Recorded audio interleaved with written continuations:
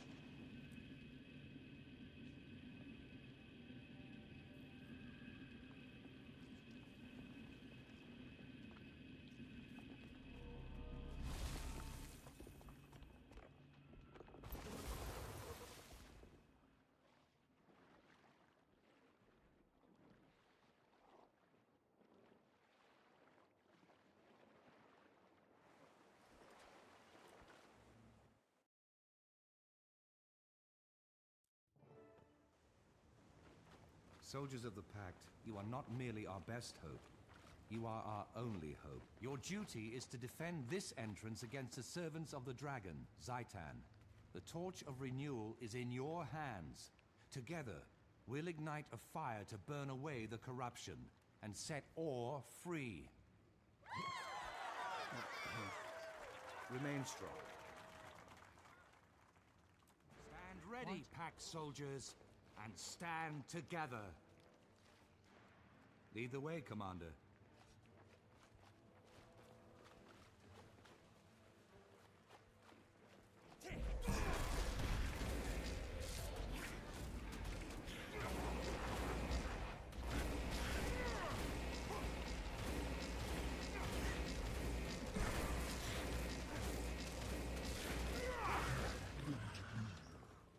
Gods, destroy this treasure.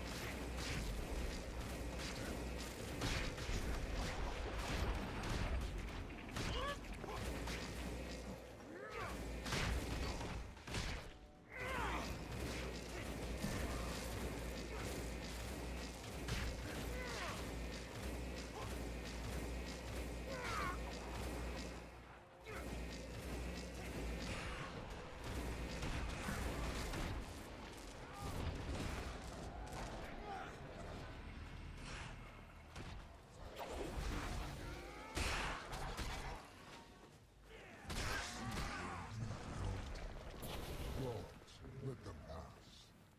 We wish to move up. It seems we're being invited in. Be on your guard. This will not be a friendly visit. Still so far away. Are you that afraid? Come closer. We wish to see more clearly. Defilers, poisoners, we see you. No foul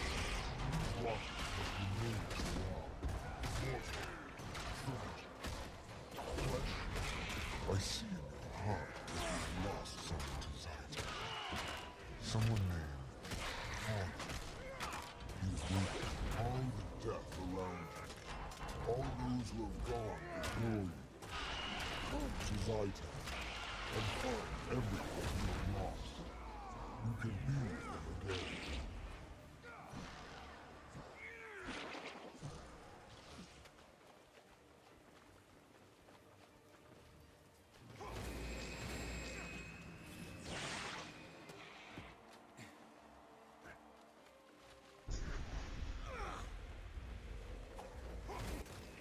What's happening to me?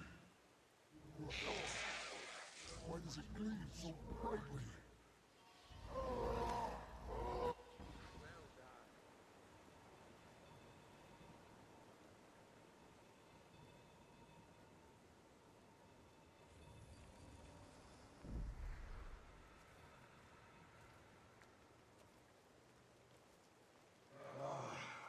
My own hand, my own form. My mind is no longer controlled by the dragon's curse. Praise the gods, I am free.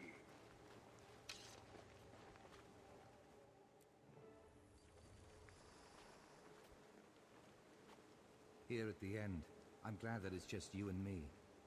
We will cleanse all together, as we were meant to do. The line's broken. We're being overwhelmed. Fall back! Zaytan commands your death.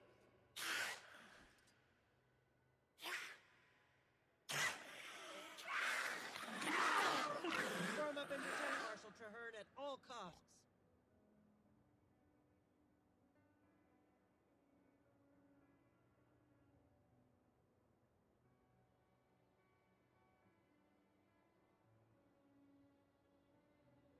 Zero tolerance.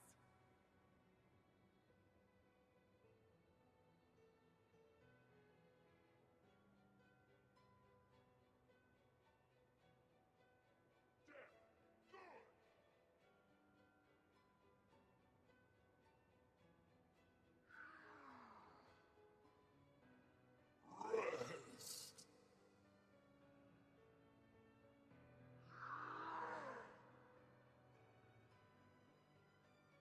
Join us.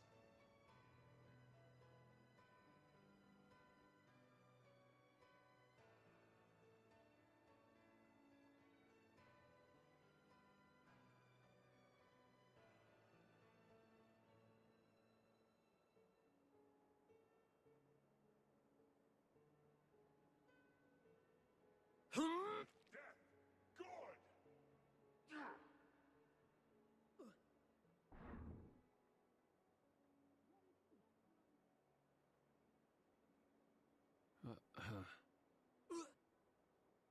Good.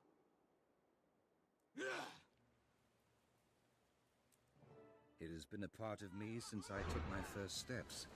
But now my wild hunt is complete. It's time I redefine myself. A rare and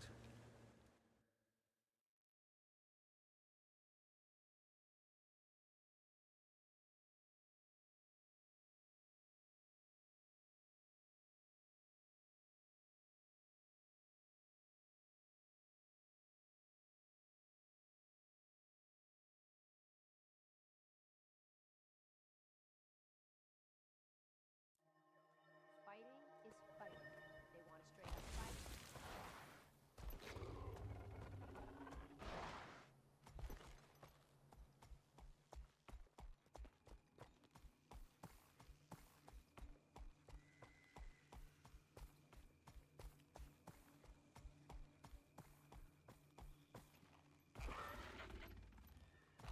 Hey, over here.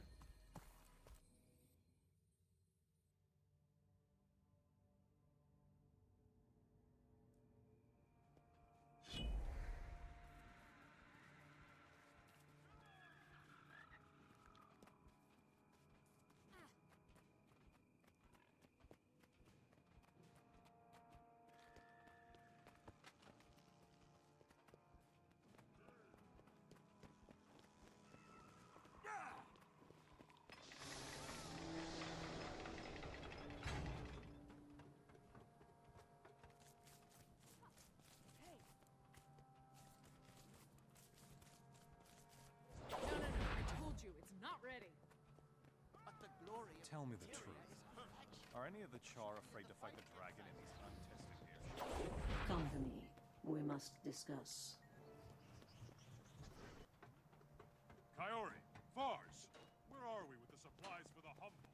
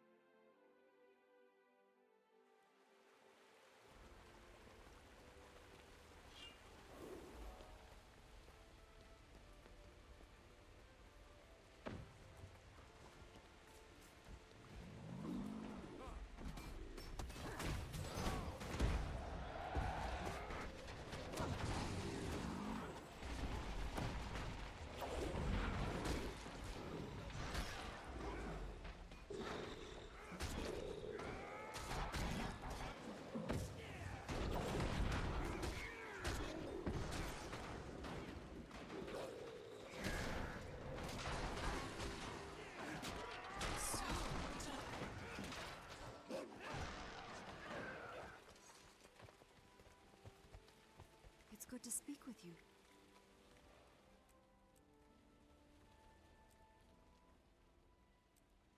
We should stay together. The pact can guard the airship.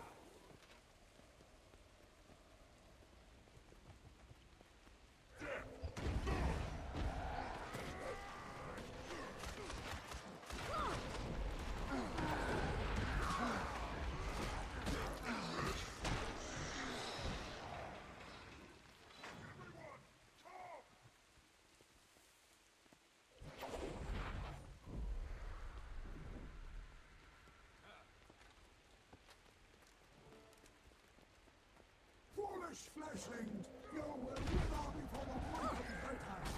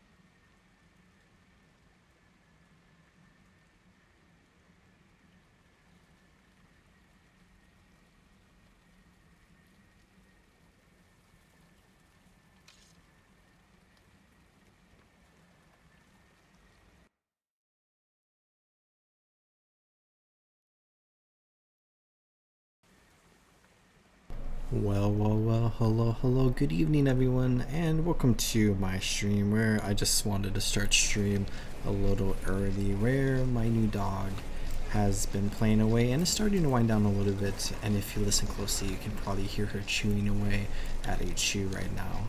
And it's also a very hot summery day where you'll hear the AC come on and off, of course, currently on, so all that stuff in the background, but I just wanted to hang out for an evening, just relax for a little bit, and play through some Guild Wars 2, where I'm currently exploring Living Road Season 1 in my Guild Wars 2 Let's Play series. And I wanted to do yet another stream where I did one of these streams about like 30 episodes ago actually, where I just did some bonus stuff that we've already explored in like my main episodes, where that's what I'm doing today, where I really wanted to focus on ore, because ore during Living Road Season 1 was still like a very large end game area, and to this day it's still kind of like an end game area where you do have like level 80 players mostly coming around and doing different events, especially in the Cursed Shore. You see a lot of people still doing kind of champion trains every now and then, which is exciting, plus there's like all the different metas across the 3 ore maps, which is always fun to see some groups like showing up every now and then and doing. But especially during Living Road Season 1, before we got some more major end-game oriented maps introduced with the expansions, and especially with Living Road Season 2, where we got 2 major maps that we'll be exploring soon enough once we get there in my series, ore was still pretty much it.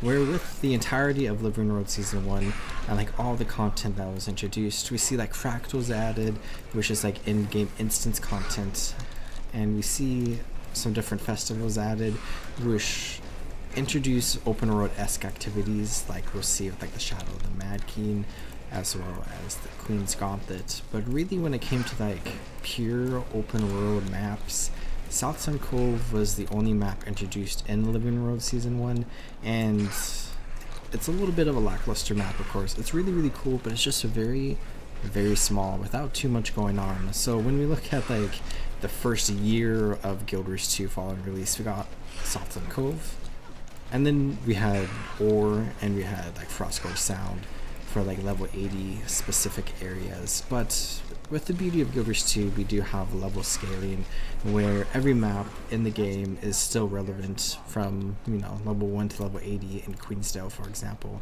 You can explore through that area, and it is cool to see that. But it's also cool to see just more and more maps introduced to the game that are level 80 only, because every map introduced to the game following the release of Guild Wars 2 is level 80 only. But for a fair bit of time, Ore was pretty much the pinnacle of in-game content in the open road of Guild Wars 2. So I just want to spend a little bit more time exploring a bit of this area, where of course I do have the Victory Death Story mission, which is the end of the Guild Wars 2 personal story, which is always kind of like a cool moment because you're beating the entire personal story, and people do have like different opinions about like how cool the ending is, where it's definitely very cinematic, but a lot of people find it a little lackluster with Zaitan. I wish South Sun Cove had been a part of the Living Road Season 1 update. I agree. Living Road Season 1 reintroduced during Into Dragons should have been 6 episodes, and they should have had a South Sun Cove episode with Canuck, where I actually looked at this recently, but one of the developers did say it is on the table to be reintroduced in the future, and that comment was like 3 years ago, so maybe one day we'll see them reintroduce a 6th episode to Living Road Season 1, which might be a little bit weird because of like all the structure, especially with like the old Lion's Arch, Memory of Lion's Arch, whatever it's called, where you need to get items from all 5 episodes and they add like a 6th one. That's kind of weird, but I really do hope they add the content, and especially the achievements, because I remember like way back in the day looking at the South Sun Cove achievements and being like, oh, I really want to do these, and then they disappeared and I couldn't do them anymore, so I would like to do them. But there's like some big story beats where you like meet Ellen Keel really during South Sun Cove, and you meet Canuck during South Sun Cove, and both of those, Canuck especially, are pretty important characters moving forward in Guild Wars 2.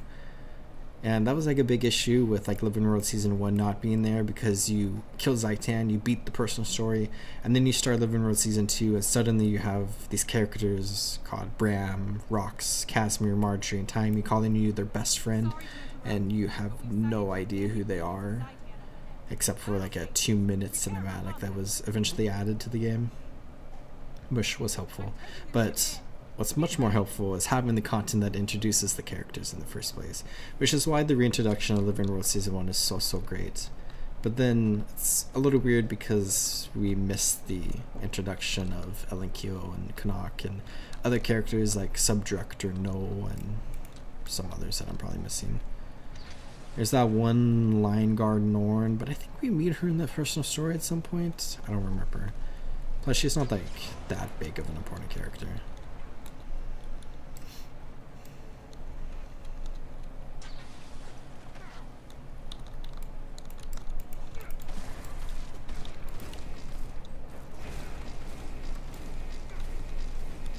I would also like to see an update on the Zaitan fight and maybe the map with the Fallen Dragon. That was rumored to almost exist.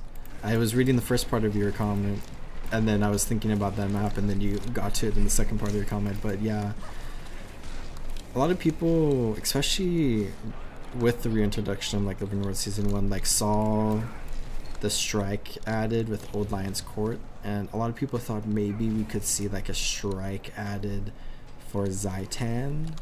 That could be potentially cool, but now they're kind of moving away from strikes and like really focusing on raids and whatnot. But I think it would definitely be cool to like return to like the ending of the personal story. Maybe it's like a final update to Guild Wars 2 potentially. They could scrap something together just to make the Zaitan fights a lot cooler. But at the very least, I do hope we get to see that like scrapped map re-added into the game, especially since it was like in a trailer, I think, and especially since there was like some development on it.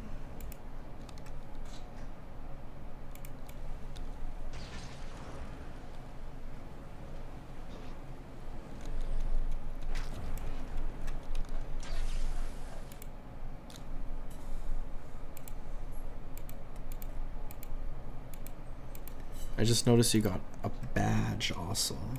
I'm not sure what that means, but I think it looks like you got experience or something from chatting. That's weird. I should check what the new update is.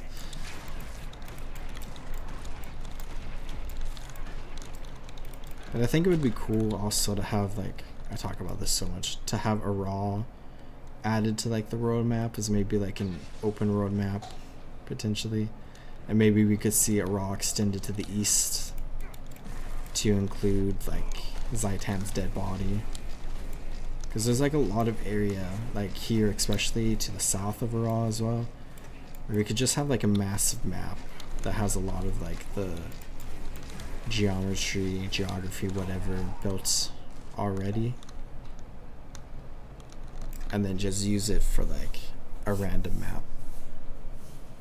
With like a Guild Wars 2 Beyond, if you ever do see like a Guild Wars 3, I would like to see that as like a potential addition to like a Guild Wars 2 Beyond, where I think it would be cool to have like new maps added every few months, potentially, just like to bridge the gap between Guild Wars 2 and like a potential Guild Wars 3 in the future. That would add and like new areas to like fill gaps in the world, and to also like highlight some stories.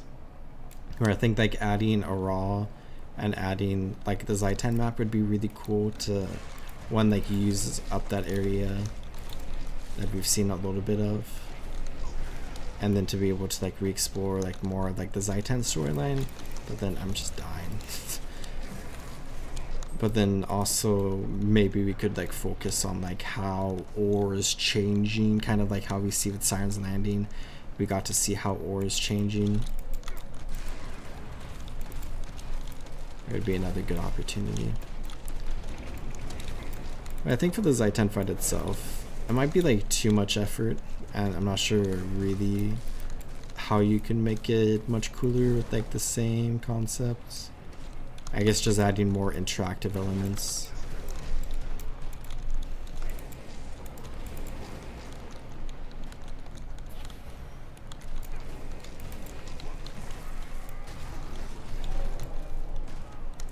I guess there's also the idea of like preserving the current Zaitan fight to an extent, because it's like a piece of content that people have engaged with for like 13 years, and yeah, it could be cool or cooler, but a lot of people have like memories with how Zaitan is in its current state. So like if you revamp it, maybe you like lose out on those opportunities. Kind of just like the idea of like preserving pieces of content or games in general.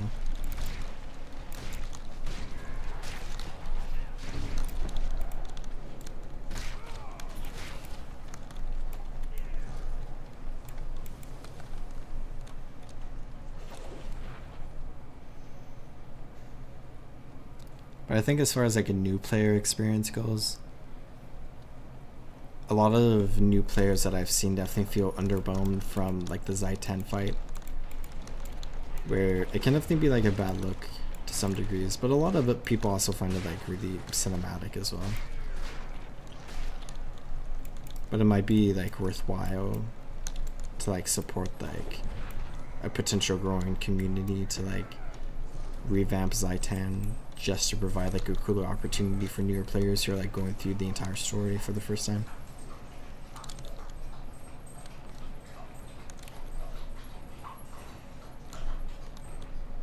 Insects, you've chosen a terrible time to be heroes. Stagger before the power of the dragon.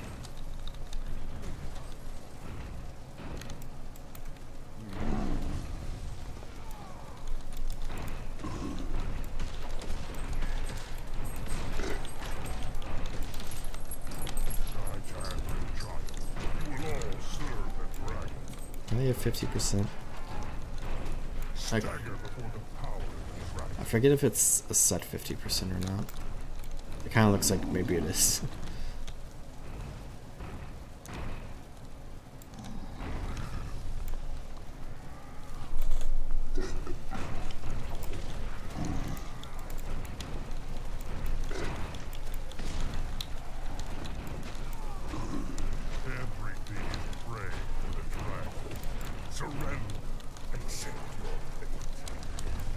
Maybe it's not.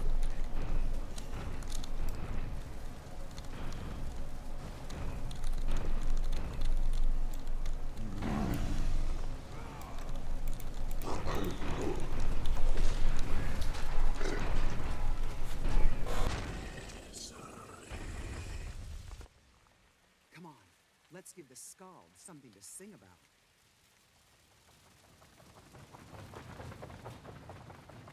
My dog's now laying down in her bed next to me. That's nice.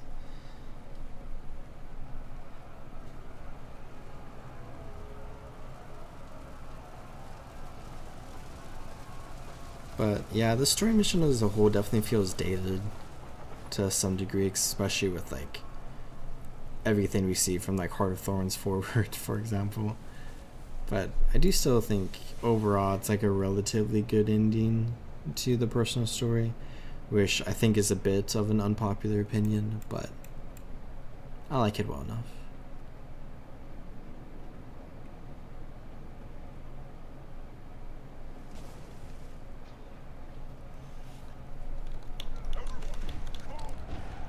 Maybe they could make a big deal about like Guild Wars 2's big anniversary or whatever. Or maybe in like 2032 for Guild Wars 2's 20th anniversary, we could see a return to the personal story where they do some polish. Oh, hi Erica. Number 2, you have 25 experience. And then Miriam has 75 experience, it looks like. We have a leaderboard now. So I guess whoever chats the most, I guess it's 25 experience per chat, it looks like. Yeah, Erica's at 50 experience now. So if Erica sends 2 more chat messages, she'll be number 1. Not me baiting chat messages. But I hope you're doing well.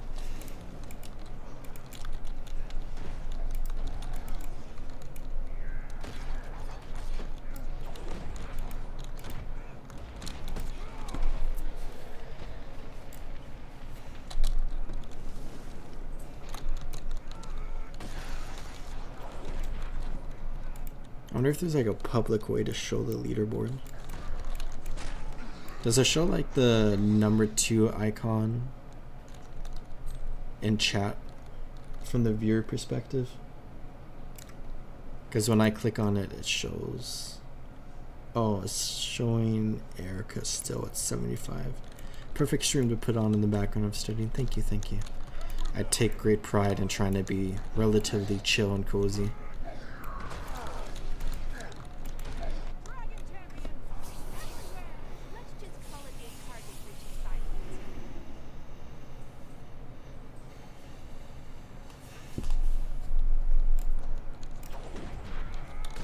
Is this year Guild Wars 2's 14th anniversary? It's 13. Years 2025, right? So it'll be 13.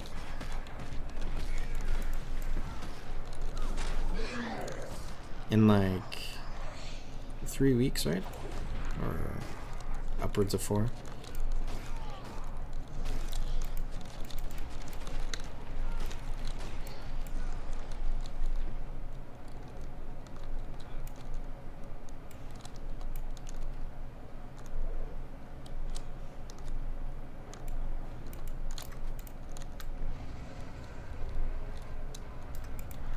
Something cool about World of Warcraft that I would like to see more in Guild Wars 2 is the anniversary event is always like kind of like a big deal every year, which it also is in Guild Wars 2, but like every 5th year anniversary event is like an even bigger deal, which we don't see in Guild Wars 2, and I would like to see that, I think, because the 5th year anniversary, which happened during Wrath Lich King, reintroduced Onyxia's Lair, which is like the first ever raid boss in World of Warcraft, which is cool. And then the 10-year anniversary introduced Molten Core for a limited time, I think, which is the other first raid in World of Warcraft during the original launch. And then in the 15-year anniversary introduced Classic WoW, and then the 20-year anniversary introduced the anniversary realms for Classic WoW, plus like the big festival thingy, which is all really cool. But I would love to see that in like Guild Wars 2, and I guess we missed like the 5-year and 10-year already. I know in a month or so will be my main character's 10th birthday. Look at us, we're getting so old. I was actually thinking about that. So I'm 25 years old, and I started playing Guild Wars 2 a few days after I turned 13. So I'm really, really close to having played Guild Wars 2 for the majority of my lifetime. Like, in a few months, I think, I don't know, the math is hard. In a few months, I'll have played Guild Wars 2 for over half my lifetime, which I feel like is crazy.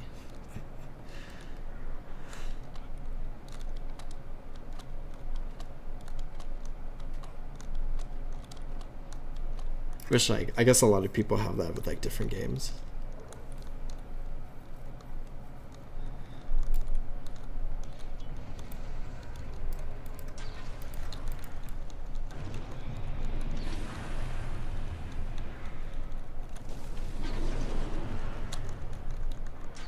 I still also play Minecraft, which I first played when I was, like, 10, 9. And I still play World of Warcraft, which I first played when I was 8. So maybe I should be playing some newer games. Wish I do play some newer games. I did grow up with the game, actually. I graduated high school during Path of Fire, and I graduated college during, what was it, End of Dragons. So major life events correspond with expansion releases in Guild Wars 2.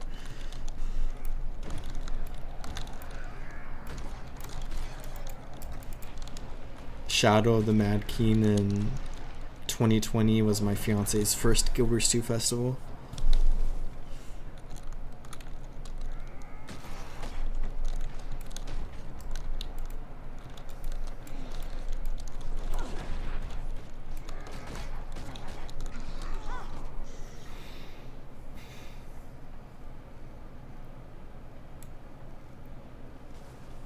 That's actually crazy. I started high school during Living World Season 2.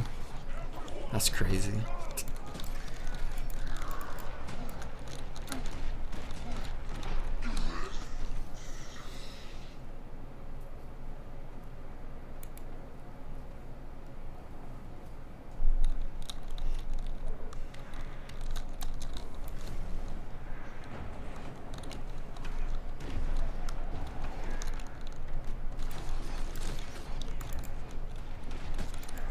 I was actually talking about that with some old guild friends because I joined like the main guild that I've been a part of and still do some things with every now and then. We've kind of just chill now and we don't do too many like organized stuff. But I was like 15 when I joined the guild.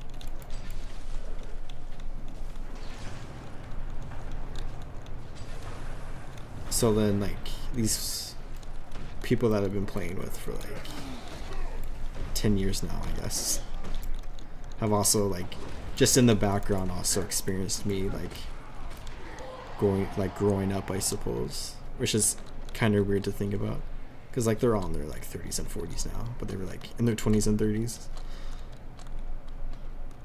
So like I've in the background experienced like some of their life events as well. Which is your favorite Guild Wars 2 festival? Mine is the Lunar New Year one. Good choice, good choice. Mine is Above and Beyond Super Adventure Box. I just love that festival so much. But I also love jumping puzzles like a ton. And I love like novelty, quirky ideas like Super Adventure Boxes. So it's just like the perfect combination for a festival for me. Where it's just like so above and beyond every Guild Wars 2 festival, for me at least, that is just like in another league. Where I do consider Guild Wars 2's festivals like my favorite in-game festivals out of every game I've ever played. Like they do such a great job. But then I love Super Adventure Box like so much more on top of that. Where ignoring Super Adventure Box and like my immense amount of bias I have for it, I think Winter Stay is my favorite. Where I just love like kind of like the cozy snowy vibes, and I love Winter Wonderland, the jumping puzzle of course, and all the other activities. Shadow of the Mad King is probably third, a solid third, and then the other three I'd say maybe Festival of the Four Winds is fourth, and then Lunar New Year actually is probably my fifth, and Dragon Bash is my least favorite, but I still like Dragon Bash a lot. But if I were to rank them,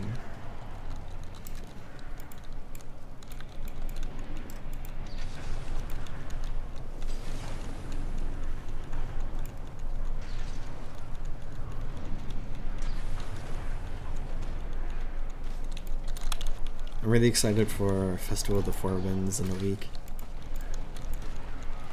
especially for my Let's Play series. I'm excited to play through it. I'm kind of excited for the oh, I can attack you. The Queen's, oh my gosh, the fighting the bosses in the Queen's Pavilion. I forget the specific name of the activity, but the one-on-one fighting. I'm excited on my Let's Play account because like I don't have like 100% like geared out characters on that account.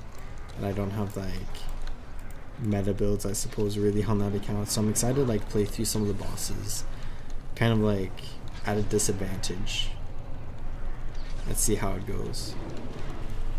Because like all the bosses until like the special category is like super easy to beat on like my main character on my main account, of course.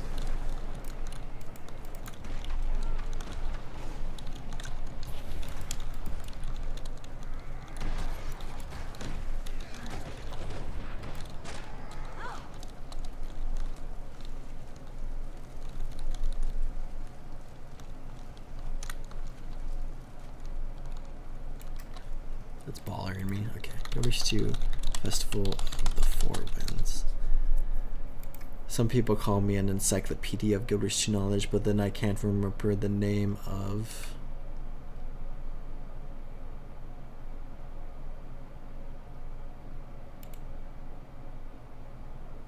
Queen's Gauntlet? Wait, no.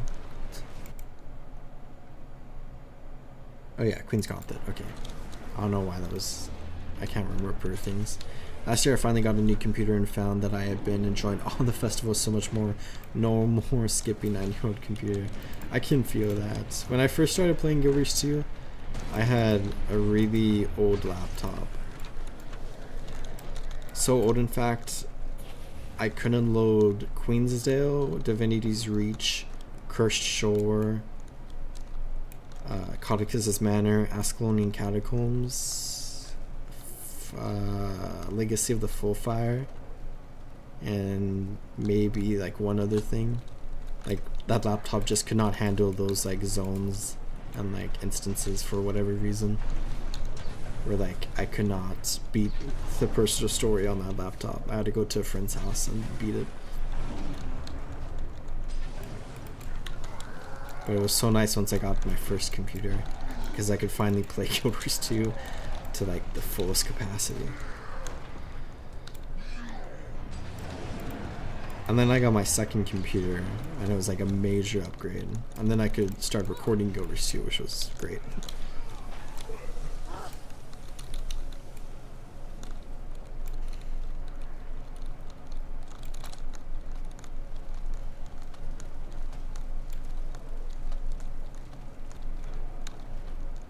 But I remember playing Festival of the Four Winds on that laptop, and it was so hard to get like to the top of the festival area because of like the immense amount of lag I had with the Zephyrite crystals, where like I would press the button to like jump with the air crystal, and then I would jump like a few seconds later, so it was really hard to time like moving forward to get like the forward like distance you need to jump from platform to platform while pressing like the crystal button to jump in the air to get the vertical space you need. I don't know what I'm saying.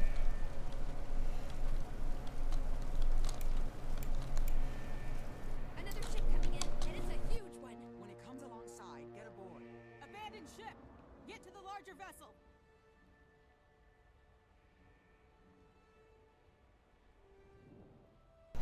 It looks like my dog is fully wound down for the evening. Went for a 3-mile walk and then played for like 40 minutes, and then she was doing other shenanigans for like 40 minutes. So she better be a little tired. You miss me?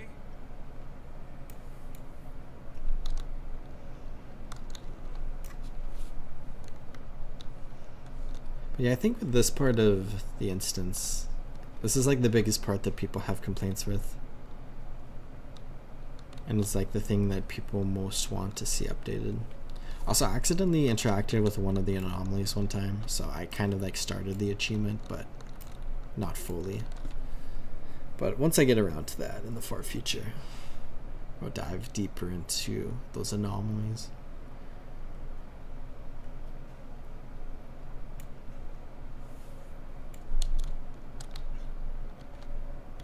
But I think adding like even more action, like maybe more dragons and stuff flying around would be cool from like a cinematic point of view.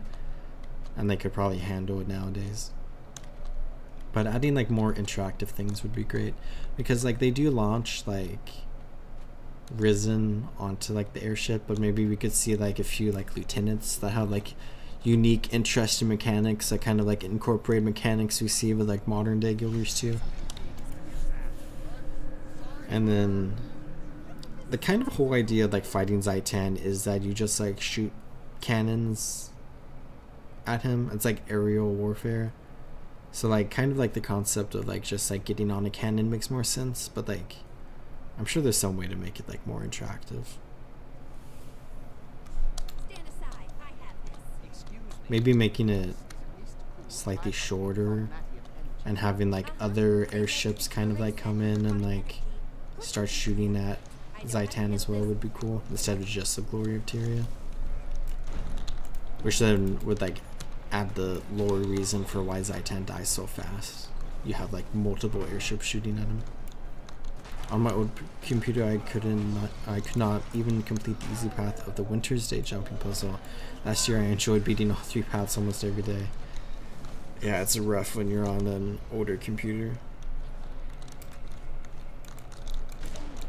I have a different old laptop that is much better, but still pretty old, that I take with me when I travel, and I play Guild Wars 2 every now and then on it.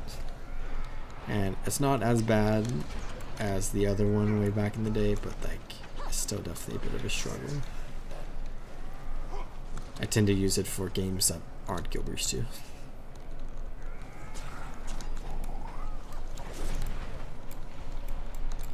Yeah, it definitely feels nice to finally be able to like beat stuff like the Winter's Day jumping puzzles.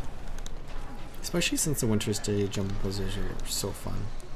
I spend a lot of time every year just completing them over and over and over.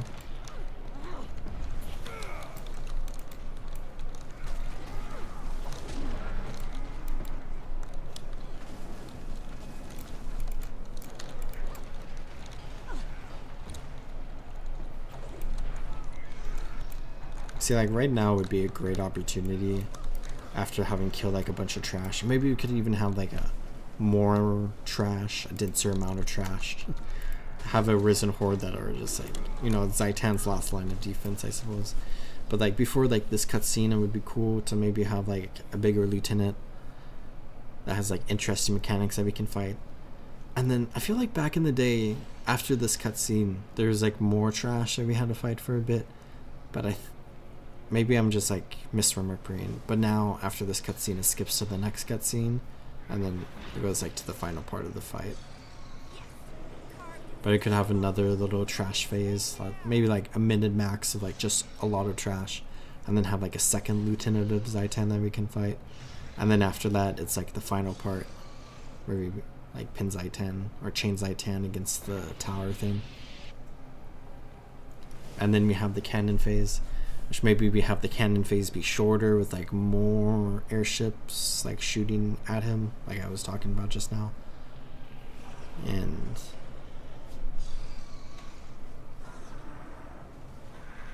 there's like no shield on these cannons. Maybe we could add shields like we see earlier in the instance. That would make some sense. Where we could then like block some stuff. I guess maybe Zaitan could have like weak spots that like switch to different weak spots around his body, so then you have to like switch target or something. That could be cool.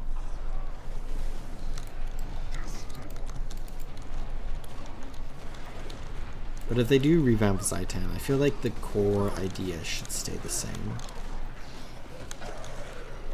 Maybe the second boss could be like this is stupid, but like the tail or part of Zaitan's tail or something that like comes alive and we have to fight it. So that way we're like actually fighting like part of Zaitan.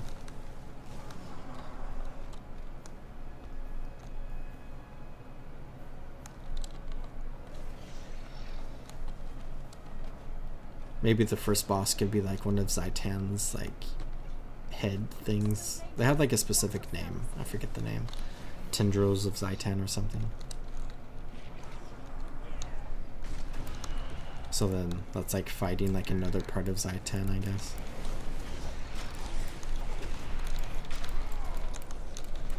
Instead of like just random lieutenants. But still incorporating like newer mechanics we see that have been added to Guild Wars 2 over the years.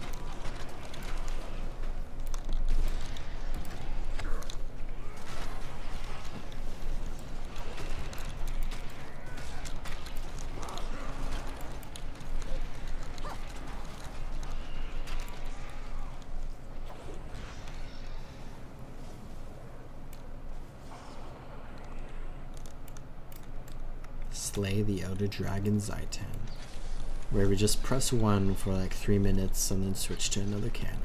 It's like less than 3 minutes. But now that I think about it, it is kind of weird that like we have like multiple cannon phases throughout like this entire story mission where like stuff is being thrown at you and then you have to like use a shield ability on the cannon to like reflect that. But then we get to Zaitan where he's throwing stuff at you, but then we don't have a shield mechanic. That does seem like a little weird. Like a big concept of like game design as you like progress through like any mission or dungeon or whatever is like teaching mechanics like bit by bit throughout the dungeon until like the final boss or the boss or whatever that has like the mechanics but like on full blast, where it kind of feels like you're learning that mechanic and then you don't even interact with it on the final boss. It's a little weird.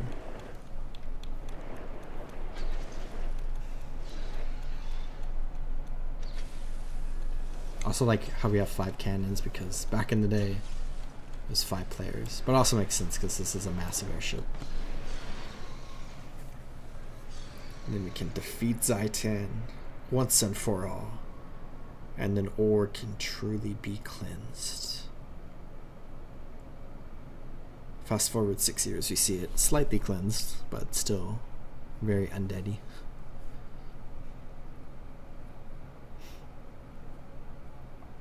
I wonder if you're going to see, like, with Castora and the upcoming expansion, if, like, Zaitan, or any other Elder Dragon, I guess, had an impact on Castora. But, like, Zaitan especially, because when he rose ore, and then there was, like, the Grand Tsunami, or whatever it was called, that hit multiple areas of the world, devastated Cantha, devastated Land's Arch and stuff. I wonder if, like, maybe Castora was hit by a Zaitan Tsunami a bit.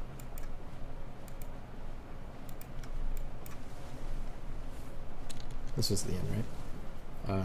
Okay, back to Fortune.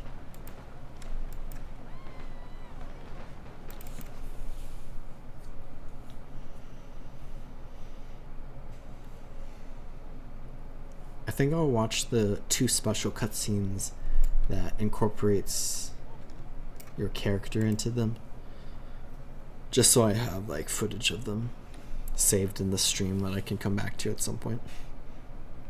But of this character specifically, because I have them with my Necromancer, of course.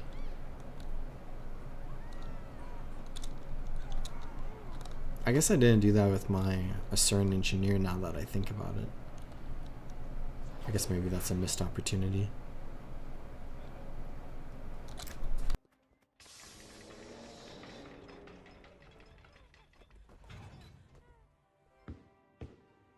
Victory at last.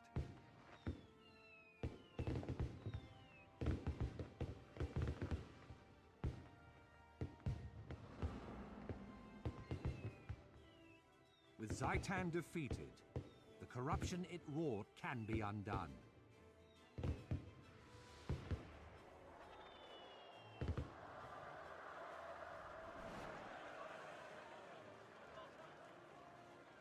The dragon's undead minions that still infest Tyria will now gradually be exterminated. One day soon, that plague will be but a memory.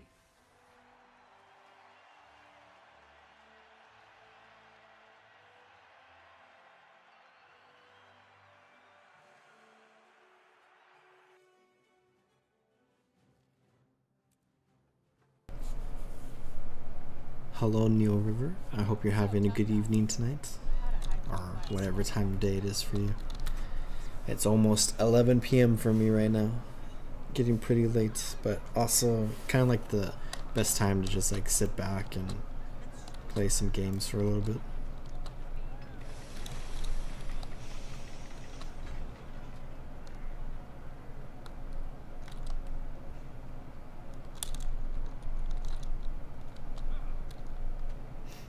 Hello, Traherne.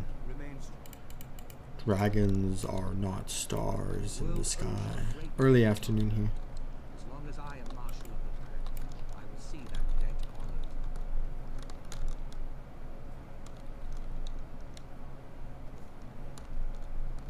My only regret is that I was not there to see Zaitan fall. I shall look forward to the skulls celebrating your triumph. Come on, Traherne.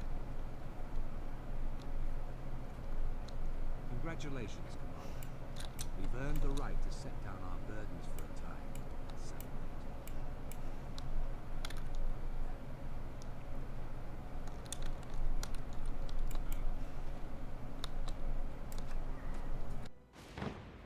celebrate. Zaitan's defeat has saved many lives. More importantly, it has restored hope to a desperate world. The dragons are not stars in the sky. They can be counted. They can be fought. One day, we will kill the last of them. Only then will Tyria be safe. This is a new beginning for Or, and for Tyria. A clear sky after a long storm. This is a dawn that Tyria shall never forget. This day is ours. And almost personal story complete. As a Safari main, I need to know what is going on with the Pale Tree. I hope the new expansion sheds some light on that topic. I agree. I feel like the Pale Tree has been like unwell for such a long time that I feel like it's been stretched on a little too much, maybe, where I feel like the story that was being set up was like really good, where victory, death complete, personal story complete, where the story that was being set up was like really good, where like the Pale Tree was obviously like wounded and like faced like a pretty devastating like attack from Mordramoth, where then after that she like had the opportunity to like begin healing, and then with the death of Mordramoth, like she really had the opportunity to begin healing. And like I'm trying to remember, but like here and there in the story, especially with like the Knight of the Thorn side story, it seemed like it was being set up where she was like on a full trajectory to like become like fully healed, but then suddenly, like very randomly, like it started going like the other way, where she started getting worse, and there wasn't like really like much explanation why she was getting worse. And it was kind of like setting up like a new story, which has like been set up now, where we need to like figure out what's going on with the Pale Tree. But I feel like it was like kind of going in the direction where like the Pale Tree was going to be fine, and that's like the story was just going to like stabilize there. But then they decided, or had like some cool idea for something to do with the Pale Tree, but now it's been like so long, it feels kind of weird, where like she's been getting worse now for like a very long time, and I don't know, it just feels a little weird. But as like a Savari character, I definitely want to see like more Savari stuff in general, and then now with like the whole Pale Tree getting worse, I definitely want to see like that entire situation get addressed, because I want the Pale Tree to feel better, of course, and hopefully we don't lose the Pale Tree, because that would mean no new Savari, which I feel like that's the worst case scenario for the Savari race as a whole. But with like Janthier Wilds, we like saw so many like story beats addressed, and that's one of my favorite parts of the Janthier Wilds, where we like saw stuff with like Zalana and Cantha and the Asura and like so many other things. But one of those story beats was with the Pale Tree, where like they shed some light on how the Pale Tree is still in like kind of like a bad situation.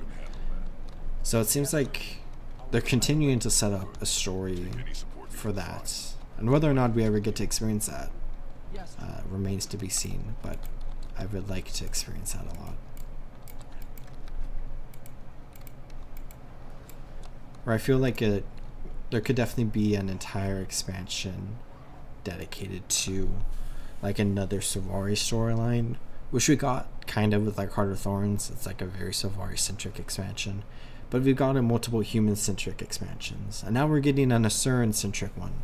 So I feel like, you know, might as well get a Savari centric one once again, just to like focus on the Pale Tree. I finished personal story, started Loving World Season 1, but let's go back to Or for a bit. And I'll just work on map completion maybe for another like 45 minutes or so, and then and then I'll probably have to go to bed because I'm already very, very sleepy. But let's go back to Or for a bit. And I'll just work on map completion maybe for another like 45 minutes or so, and then I'll probably have to go to bed because I'm already very, very sleepy.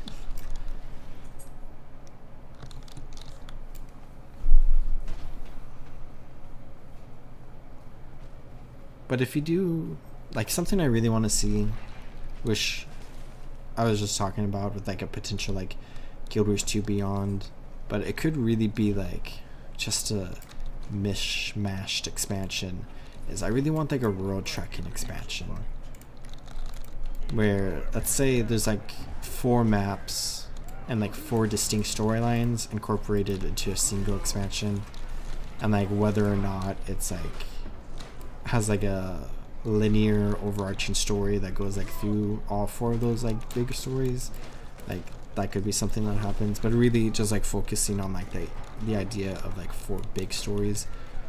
I think one area I would really want to see is with the Pale Tree for like one of those maps, where maybe we like explore like this area over here west of Metric Province, or down here at the Tarnished Coast, maybe just like directly connected to the Grove, where we just have like some more areas that we can explore that are kind of like Savari, potentially Asura related, and we can really dive into like that story of like the Pale Tree and like what's going on. And then maybe in that expansion as well, we could see like a Tengu like map with the Dominion of 4 Wind, or Dominion of Winds. There we go. I always mix them up. But I would really like to like go to that area and maybe incorporate like some Sea of Sorrow stuff if you need to like make the map a little bit bigger. And then the other 2 zones could be any number of things. Could be another Ring of Fire map, where I really want a 3rd map to like finish that part of the road out in Guild Wars 2.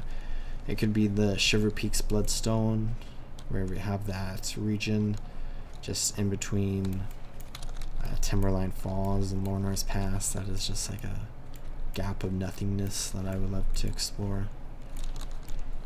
Any number of different places in Cantha and Alona would be cool just to throw another map if we're just trucking around the entire road. But that's something I really like from Living World Season 3, where like a lot of people found it kind of like random just going to like so many different maps, but I really enjoyed going to so many different areas during Living World Season 3, because it was just really cool to be able to explore like so many different environments and like stories in like different areas of the road, in like with like one big overarching storyline, which was like, there's a lot of storylines going on in Living World Season 3, but like the biggest thing was Balthazar / Lazarus stuff. And then there was like Primordus and Jormak stuff as well, and then Codicus, Beetlestone stuff as well. But it was really cool to like be able to go to Bloodstone Fen and like fill in a gap in the road map, which is one of my favorite things in any game, is just filling in gaps in the road.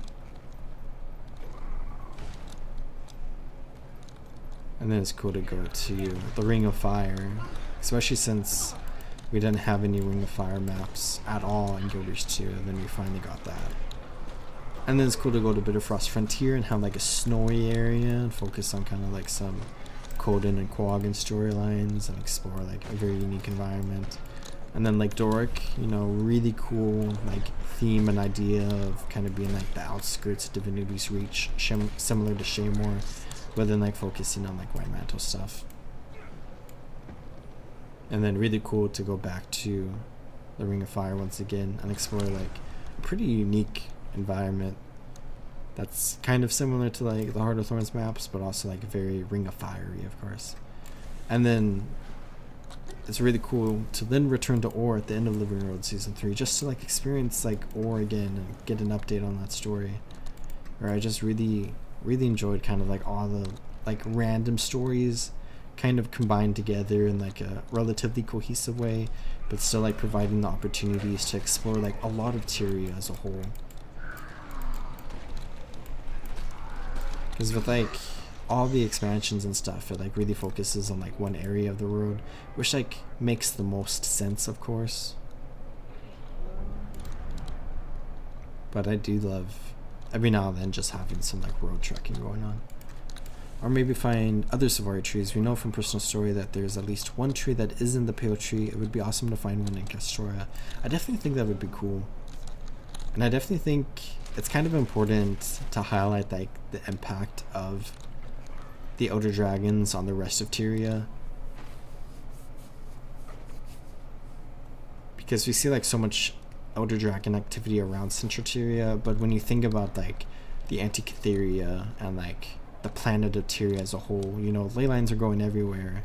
The world as a whole is impacted by the Elder Dragons, and sure, Central Tyrians like interacted with them like the most, but like the Elder Dragons had an impact on like other civilizations that we have no idea about across the planet, where Castora could be like a good opportunity to show like a really random area in Tyria that has like not too many connections to Central Tyria that could still have been impacted by the Elder Dragons in some way, where I think like Mordramoth would be like a very easy way to do that in Castora, or like anywhere else in the road really, where there's another blighting tree that was cleansed, or maybe even not cleansed, I guess, but like the cooler part would be a blighting tree that was cleansed like the pale tree, and then we get to interact with like another race of Savari in like this random area of the road.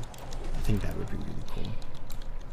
And we do see on Castora there's that like giant tree, and like some people have been thinking about like the potential of it being a blighting tree potentially, which I could definitely see, but my gut instinct is like it's just a tree that was like pumped full of like ley energy, and it's not necessarily like anything directly related to Mordramoth, because we do see like other important trees like ancestor trees and whatever the trees in the Echo Wilds are called, I forget, where they are like also like really important trees that do have like some magical properties connected to them. So it could also potentially be something like that. Forever trees is what they're called in Echo Wild, I think, where the juggernauts are formed.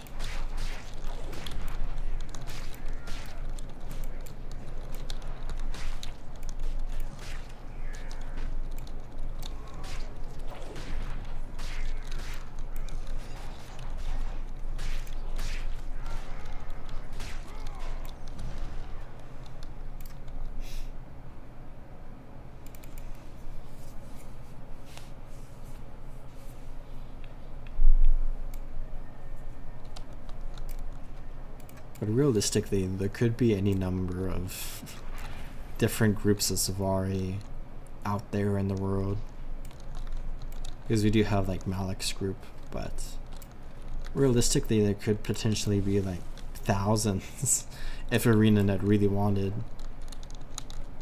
It's kind of like one of those things that you can really just like randomly throw in and like it makes sense. I mean, they created the Omicron, which I feel like is a more convoluted idea, and it still makes like perfect sense, and like is honestly actually a really good story. I like the Omicron a lot, but like they're just a random group of Char at the end of the day, like thematically, like Char that are very, very different than the Char that we are used to in a really random area of the world that like immediately doesn't make too much sense, but then once you like figure out like the story of the Omicron, it does make like quite a bit of sense. We could also see that with like Savari and Guilders 2 throughout Tyria, and it would make even more sense than the Omicron.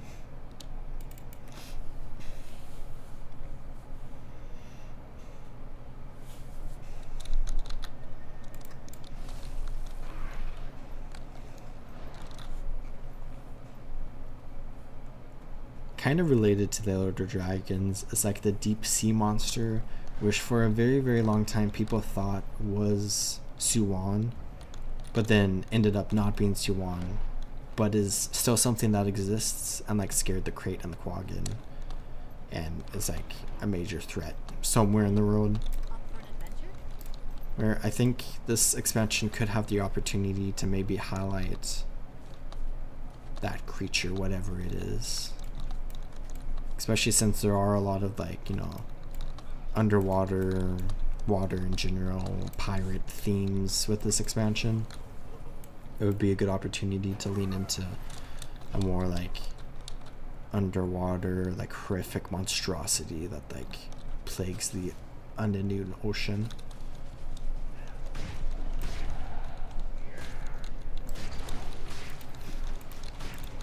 And that's also like a story beat, kind of similar to like the other pale trees that has been around for like a pretty long time, that could be potentially resolved with this expansion.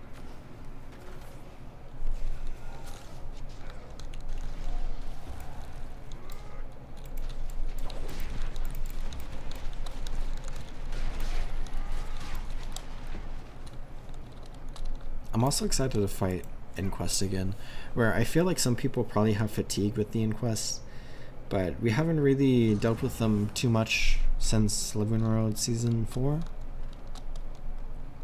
So I feel like it's been like long enough where they're a pretty cool faction in my opinion. And I do love Asuran architecture. Like Rada Primus is a really, really cool area, which is basically like the old version of Radasum, which is also a very, very cool area.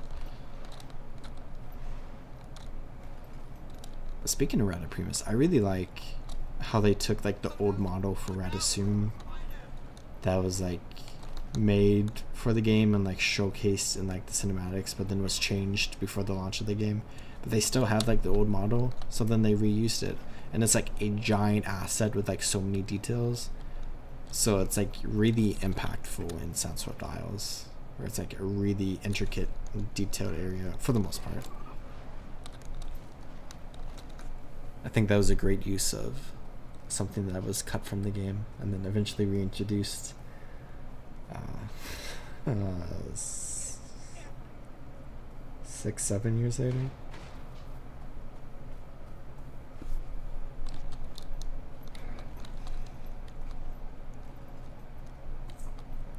With all this ley energy on Castor, I wonder if the Inquest will do something that wakes up Aurene. That would definitely be interesting.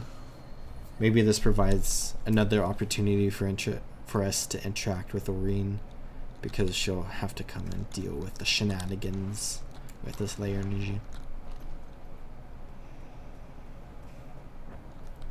It is definitely interesting to see ley energy really focused again on an expansion, because we haven't really focused on it too much since End of Dragons, where it's just something that's like been relevant with Soto and Janthier Wilds, because like demons want like, you know, the magics of Tyria, which is like directly connected to ley energy.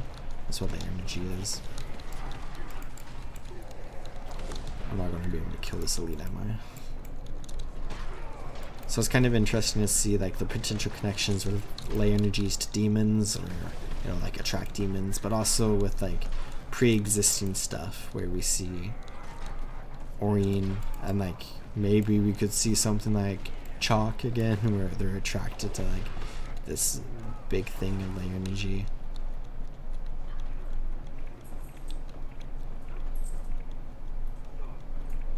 Thanks for hanging out, Erica. I hope you have a good evening. I'm trying to remember the other unique races that have interesting stuff connected to ley energy.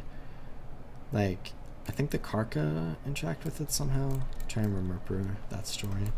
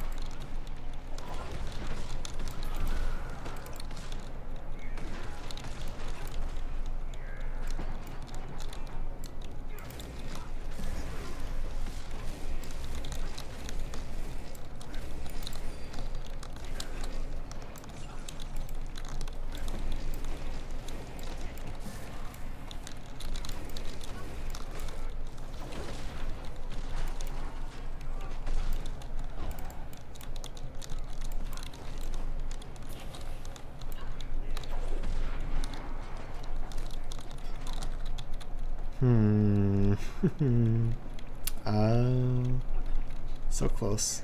So close. Knockback, heal, and extra damage. There we go. I cheesed it a little bit with using the waypoint. But anything for a hero challenge, I suppose. 96% complete. I need just that waypoint and point of interest right over there. Nice. And then I'll be done with the cursed shore.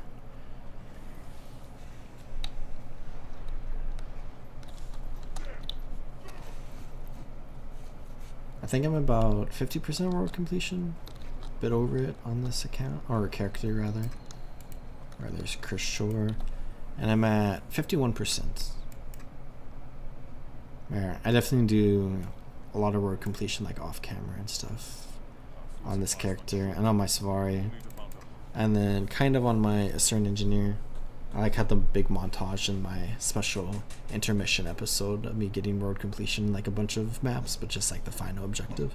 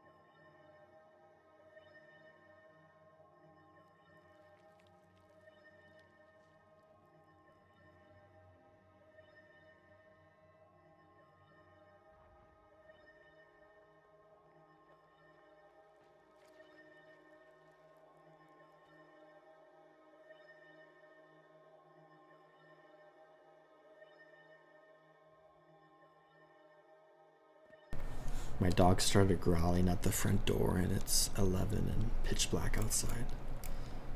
I think everything's fine though. But let this be evidence if need be. Oh, they're here. Okay, I'm gonna come back another time. I remember doing this on my Safari. But I don't want to on an oh, I'm so dead, aren't I? On an ungeared character, and we don't have an ally here with us.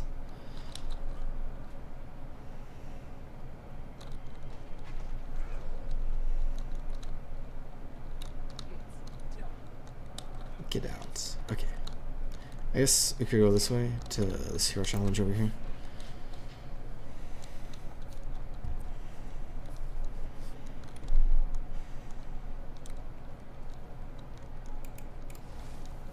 King crab and giant risen krill.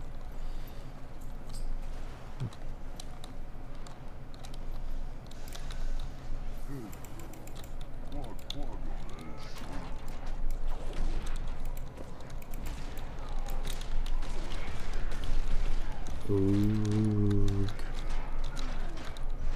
There's a Firazine. Which are just cool characters around here.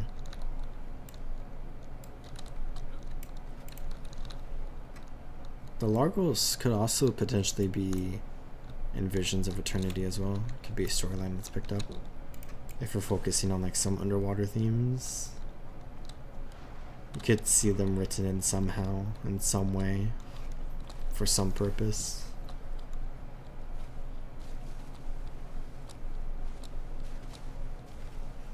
I feel like there's so many different potential things we could see with this expansion that really it'll be interesting to see what actually is introduced in this expansion story-wise, because like really all we know is Inquests are doing something.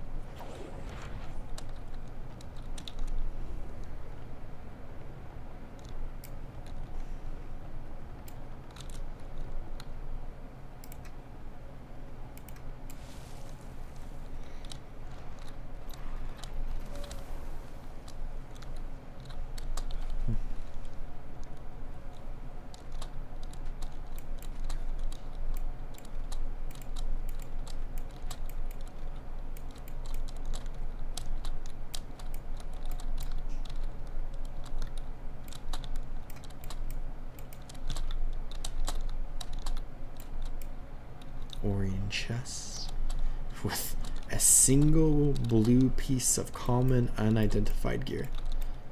Incredible. Vista. And then I guess we could just swim north. I'll just go for random things. We'll see if I can complete Malcor's Leap or not. Maybe not. We did complete Cursed Shore though. Plus the personal story, which is always like the big moments I was going for with this live stream. Veteran chompers.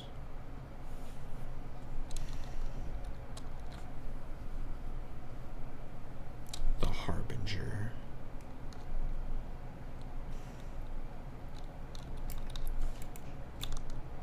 It'll be interesting to see if we get a 5th wave of elite specializations and what elite specializations we'll see with that. And I say that specifically because with this wave we see the Paragon and the Ritualist, which were beginning their showcases today actually, which is cool. But those are like the lost specializations from the original Guild Wars, where we're still going to be missing Dervish and Assassin from the original Guild Wars, and it'll be interesting to see if you get a 5th wave, if those two will be in it. Additionally, we are also missing Summoner, technically, which is from the Cut Utopia expansion, and we saw Chronomancer from the Cut Utopia expansion added with the Heart of Thorns expansion, where we could potentially see Summoner being like the Elementalist specialization or something with this expansion.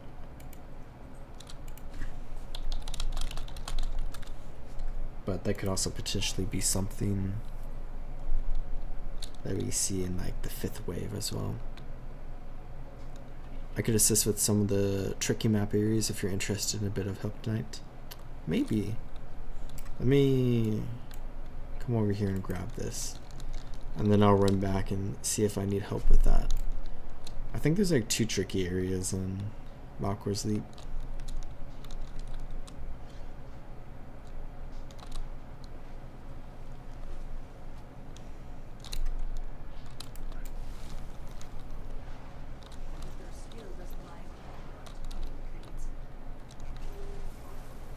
Let's get this POI in this tunnel. There we go. And then I guess I'm right next to these. I should grab these real quick.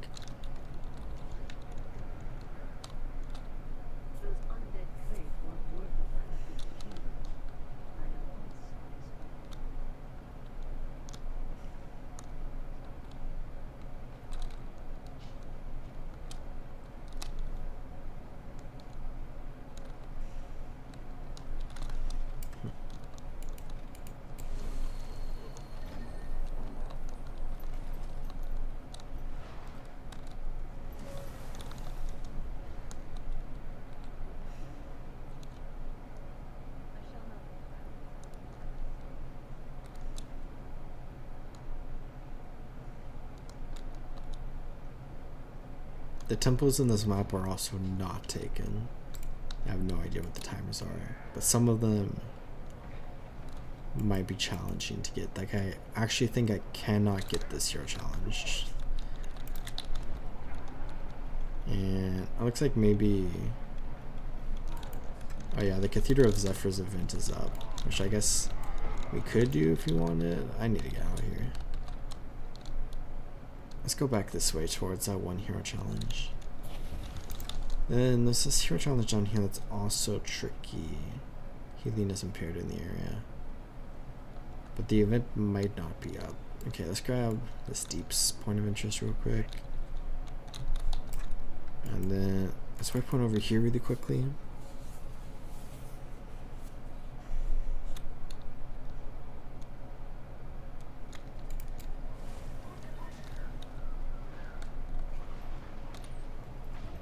And then is the Risen... Okay, the Risen Knight is alive, but almost dead, actually. So this was like the other tricky spot. It's at 3% health and the person died. And I think I just ruined everything for everyone, and this might be like the worst case scenario actually.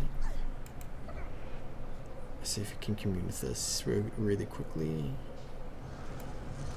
Okay, well, we did that. Let's go back to the other tricky one in this map.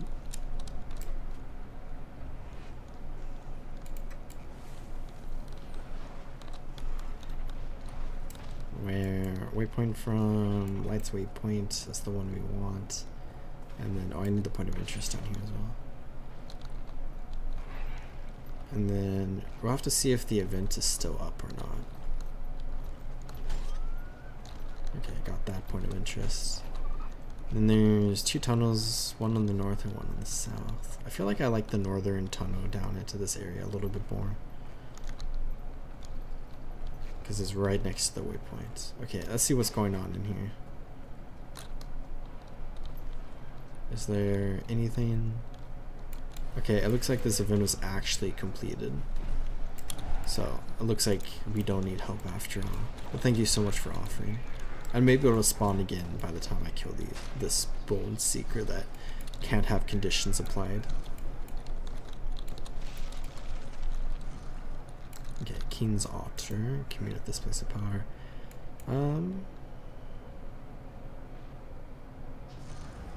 We have that shenanigans. I could also come over here and do shenanigans over here, which I already have a lot of stuff. Looks like Cathedral of Eternal Radiance is good. Let's go to that area first. Let's try to get everything in this area. Wow, it's all deactivated and whatnot. Where I got the vista up there already at some point. So I just need to come into the main area first. And then I need to go into the packed base underneath. First things first, let's go to the center. Where you can grab the hero challenge even if the center is taken, but it just feels a little bit easier to come in here when it's not taken. But you can like jump up onto the edge right here. There's a risen wraith wandering about.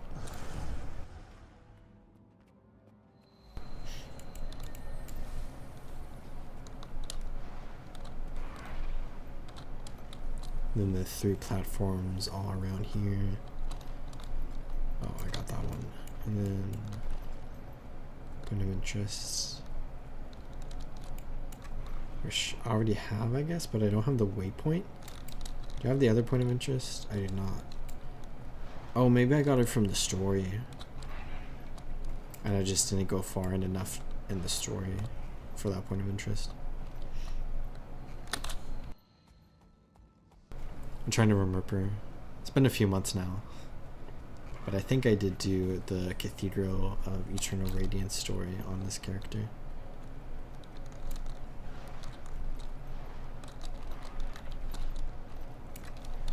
Okay, those are all those points of interest. Next is underneath, but I guess since I'm right here, we could jump over towards this statue.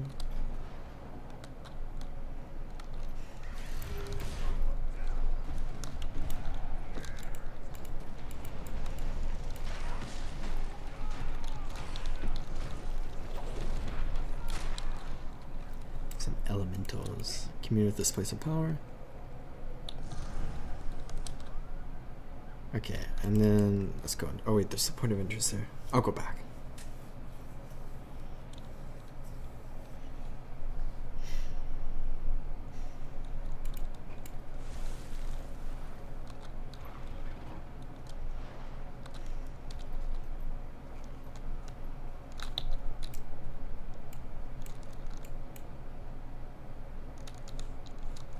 Oops.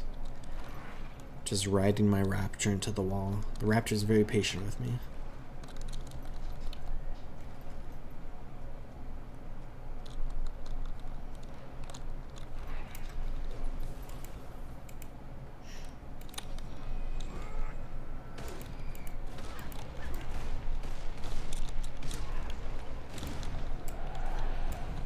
My hero challenge is so easy. Barely any health. Okay, let's go to this waypoint and we could just drop down, I suppose. We don't have to swim all the way over. The power of masteries. And then we need to get Malcor's fingers. And is the vista right on the other side of this one? Or is it further west? I think it's further. Oh, it's right there. I was right.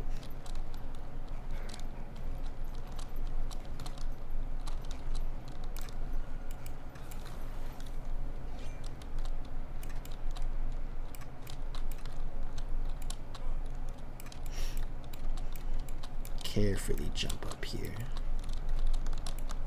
And then, oh.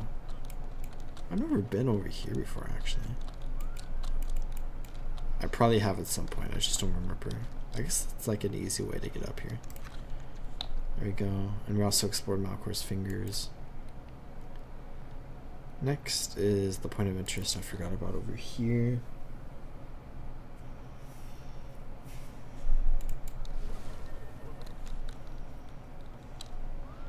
Subdue proto-golems being produced at the Omicron Inquest facility.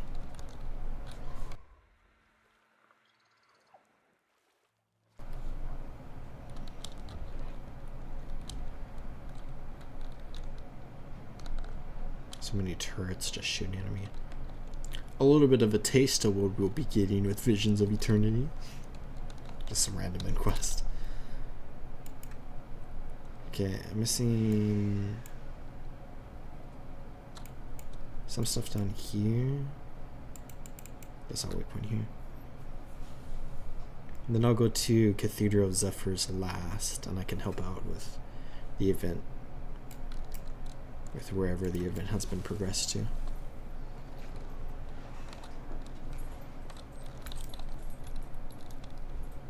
Okay, I need this hero challenge.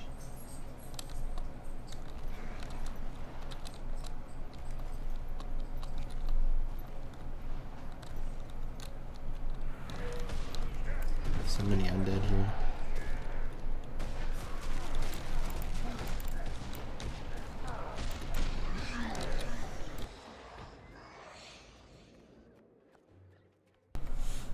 My dog decided she wanted to be at a different area. She got up from her bed next to me and went into the room next to me and then lay down.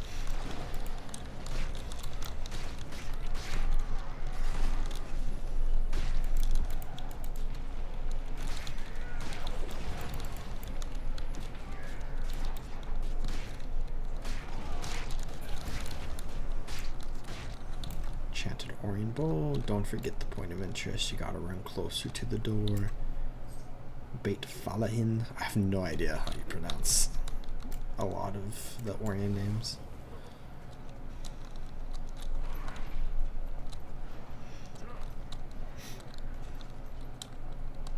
Giant risen chickens. That's honestly horrifying, actually.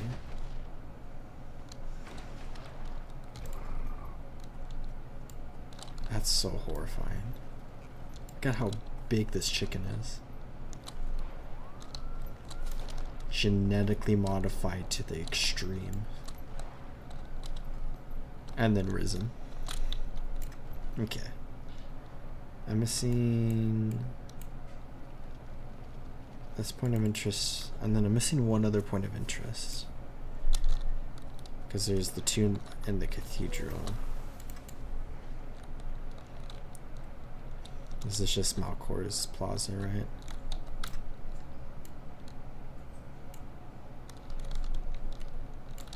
Oops.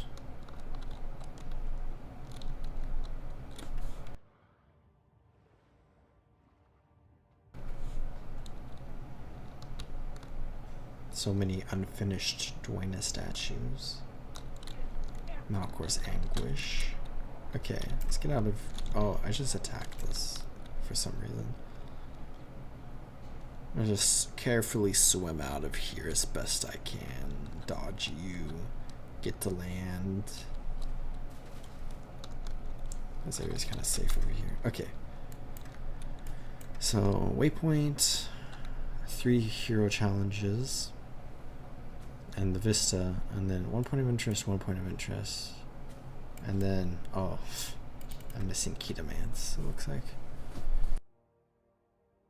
And then all that's left is the Cathedral, which looks like might have to do some events for potentially just for the 1 hero challenge next to the statue.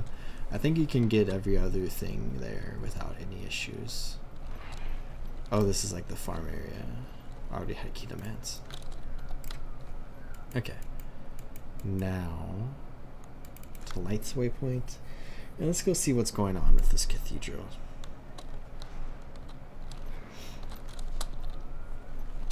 I did see like the first escort event was up, but it looks like it might not be up anymore.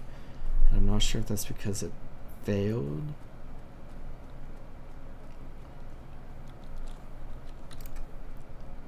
So the escort was like around here.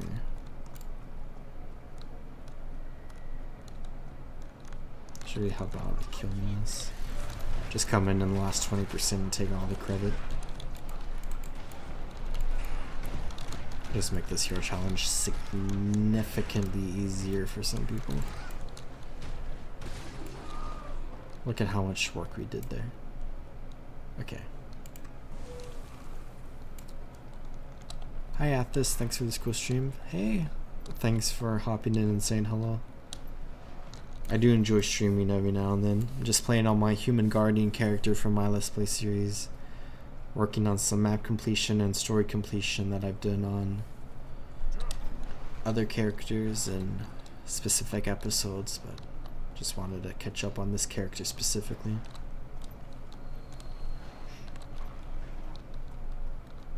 Statue of Duena.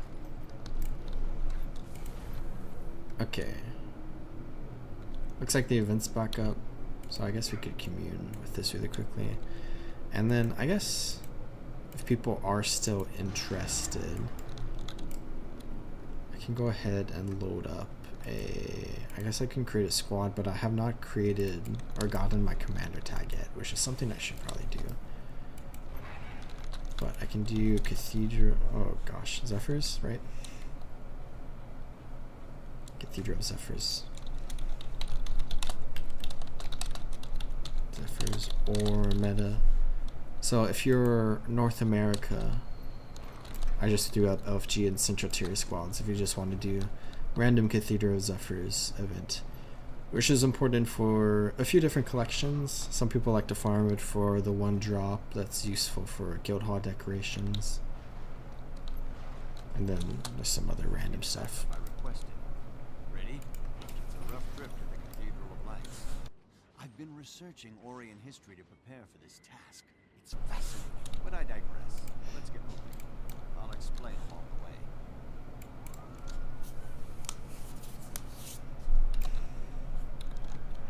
That statue of Duena in the temple powers all. Good pathing, historian Vermouth. Vermouth. Disable the power source. Troops all over the island would have it easier to go.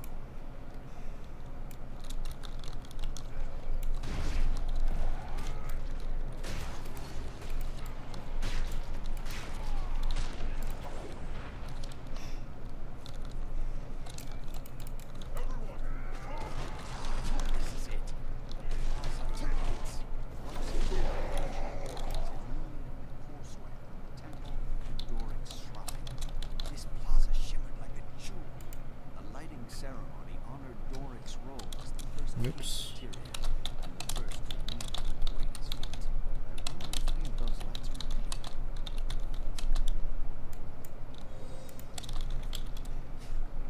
Looks like the lights aren't all that remain. We'll have to fight our way across.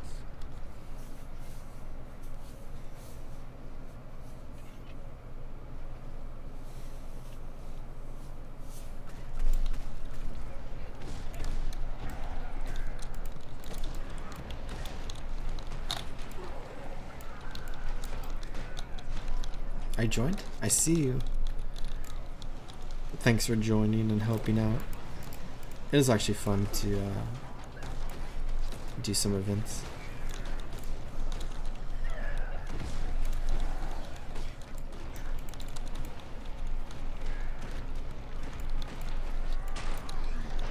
Risen Acolyte. And then this one. How far along am I in Streets of Devastation? 29%? I don't think I'll do straights tonight. Or probably on stream. I'm thinking next stream I do is probably for like my Let's Play series streams. Probably going to be my certain engineer and maybe sometime during Living World Season 2 maybe.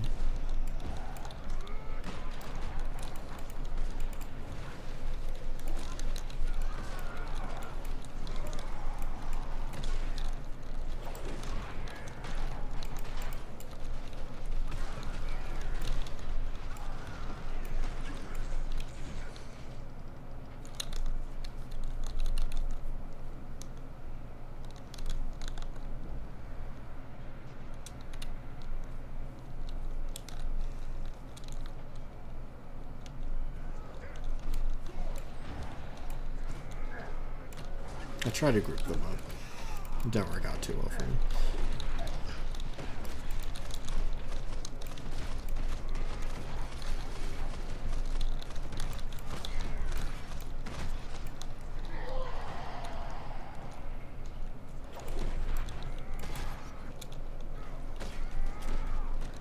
As you can see, the temple grounds are defended by Gwen's followers. Subtract everything down to Zaitan.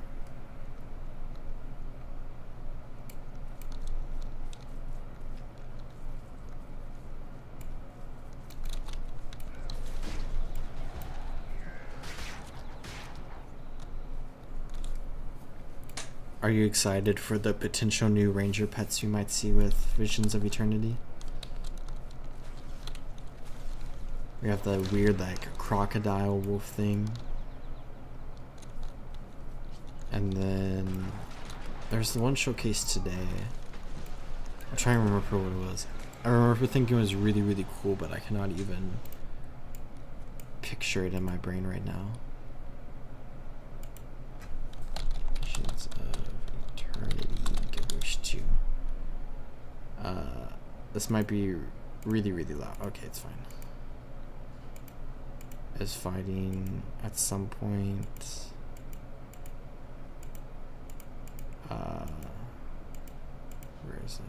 Oh, the boar. The boar looks really cool.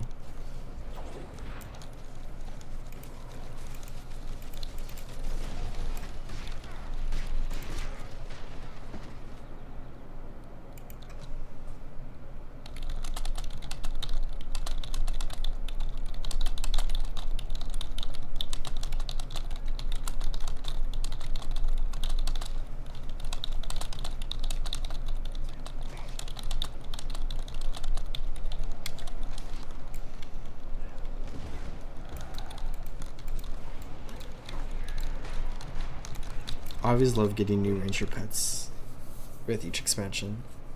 I loved it in Path of Fire and Heart of Thorns and Into Dragons especially because we got like so many new pets.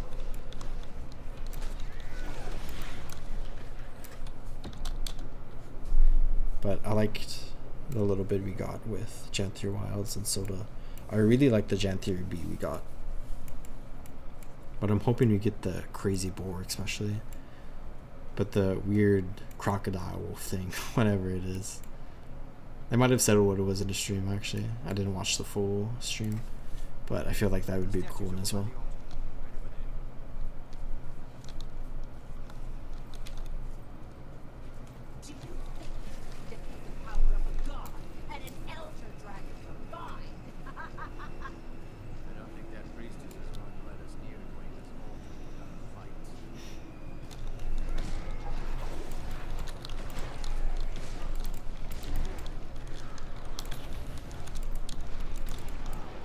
It's a good thing we have 3 people for this, because this is a little intense. Oh, we have a 4th one joining. Potentially? One impact.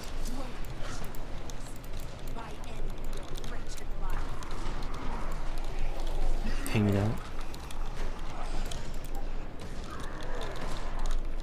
Oh, I'm so close to death.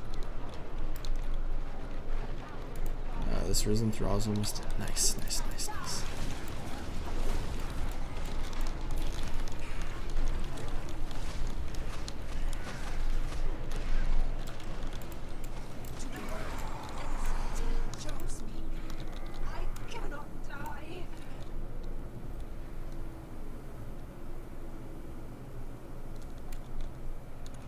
Okay, next event is kind of weird, right? It just appears to the west.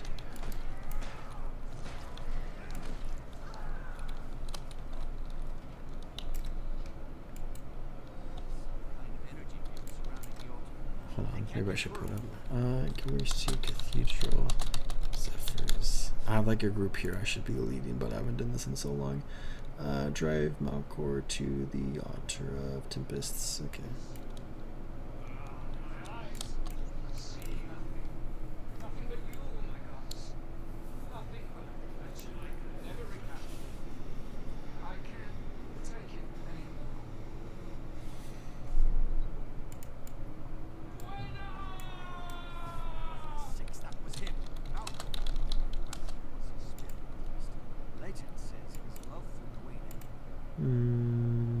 Drive Malcor to the altar of Tempests. I see. He's using his spirit as a shield, protecting Duena's altar with his energy. That means he is the only one who can remove it. Let's find out where his spirit's hiding, and drive him back up here to the altar. Whoops. And then, yep. Go here. Okay. I'm on the right track.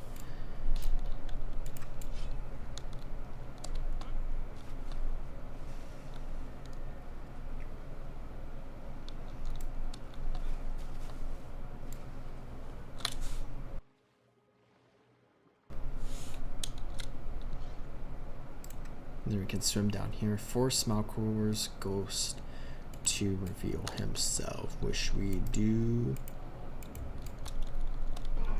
by coming to the Sculptor's Toolbox. It really has been a long time since I've done this meta event. Kick the box. Here's Malcor.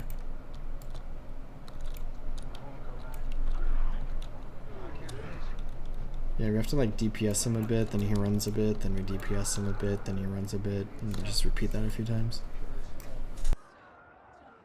I labored for years to capture the graceful stone. But I lacked the skill. It drove me mad. I cringed whenever some fool admired my pathetic attempts at sculpture. Why? Why was I cursed with these talentless hands? I really like this area with all the Duena statues. Our altar reminds me of my passion. Failure.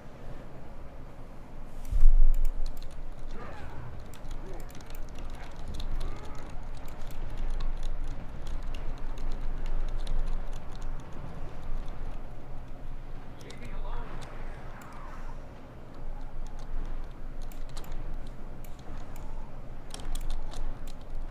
Too bad we can't give swiftness to Malcor since he's an enemy.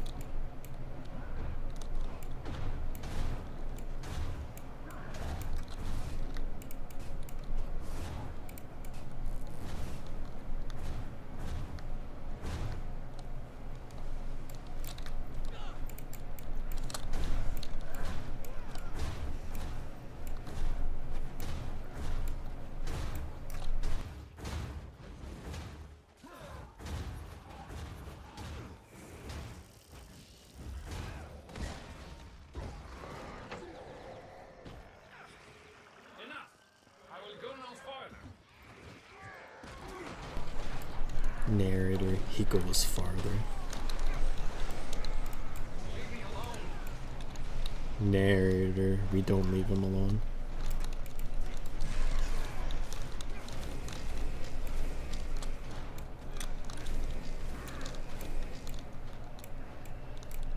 Can just obliterate this risen villager with our small army. Actually, has so much health. Scaled up.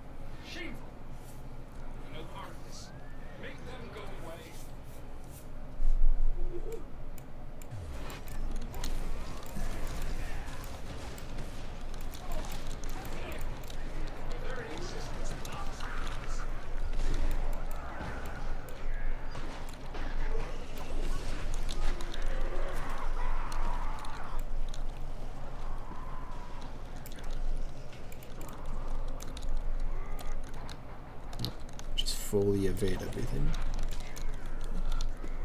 I think this is the last one.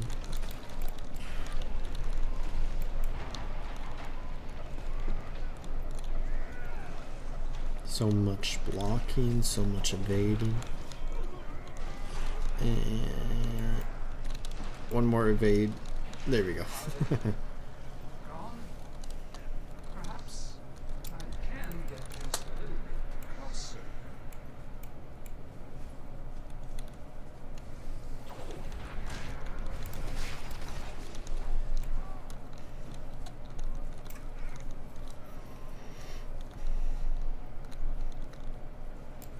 It's always great to see random people showing up to different events.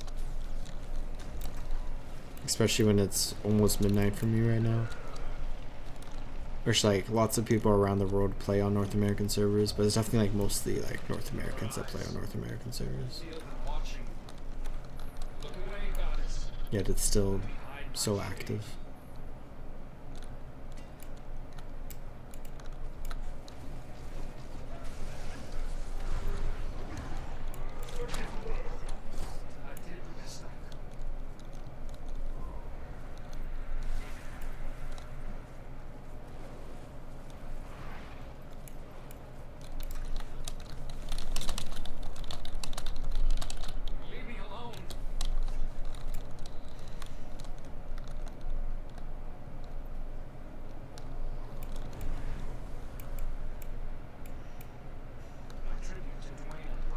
As I said in chat, I like this event a lot, especially the final boss, Statue of Dwayna.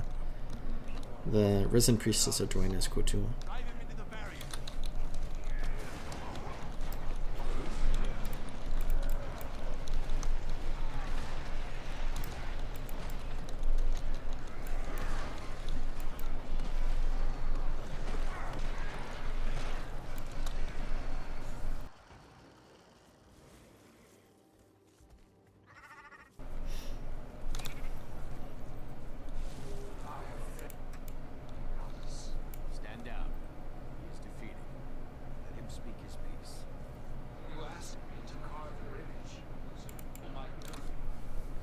It looks like the leaderboard badges for chat shows top 3.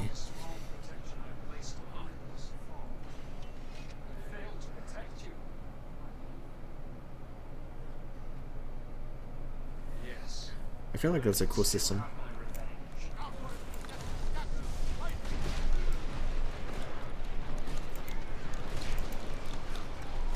Now we fight the Statue of Dwayna.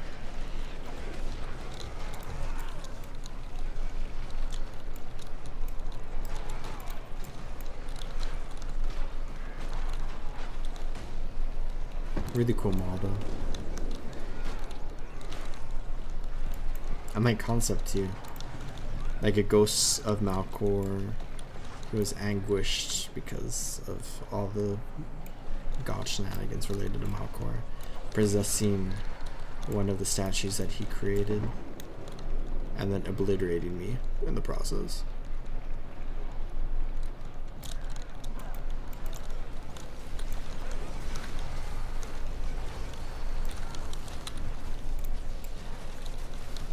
It's like the perfect idea for an event.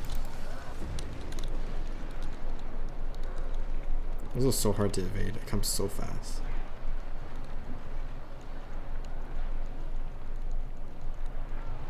Let's heal our group. Kill the Statue of Dwayna before we die. There we go. Okay. I completed a Soto achievement and progress. Path of Fire achievement.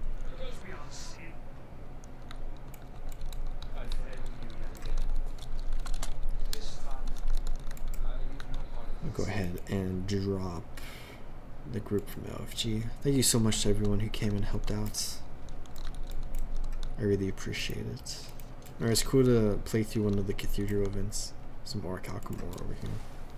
But now I can get that one hero challenge and I can 100% map complete Malcor Sleep, which is exciting.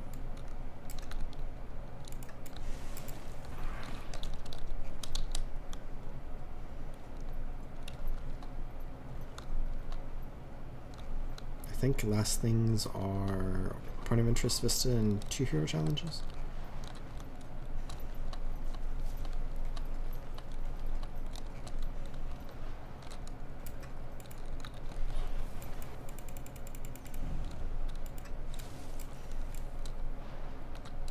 Sculptor's End.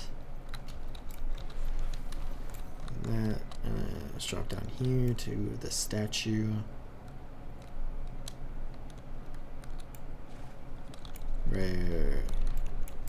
Risen crater here.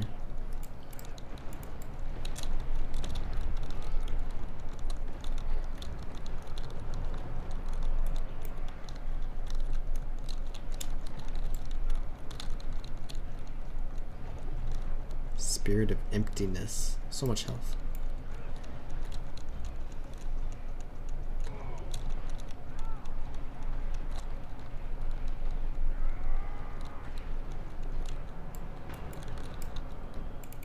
And then, final thing I need for this map, Statue Melandru.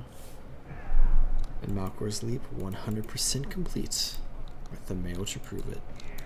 And I just got attacked by more Risen Crate.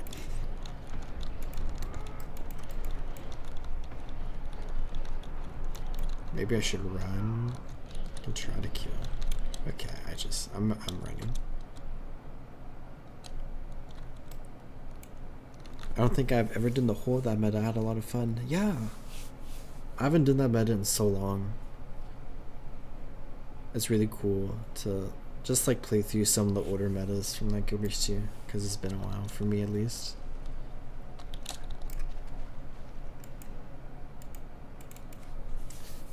I think I'm gonna come to Straits of Devastation and just spend a few minutes in this map for my special ore stream, just to get a little bit of time in this map, but I don't think I'm going to complete this because it is getting late and I should probably log off soon.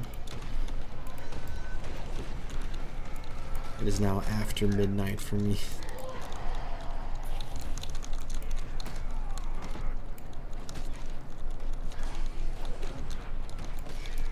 Subjugator has a lot of health.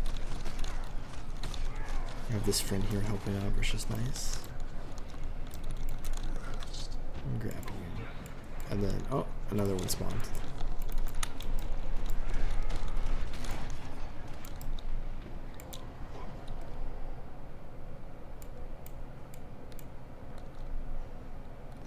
It looks like Balthazar's Cathedral is also taken, and I'm definitely not going to be doing that meta tonight. It'll take too long.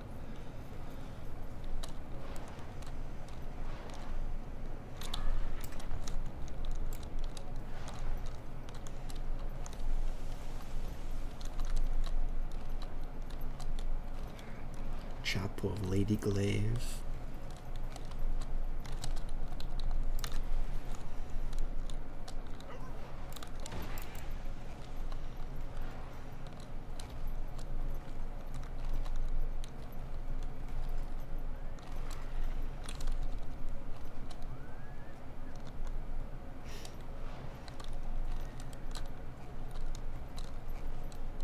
Cathedral of Glorious Victory.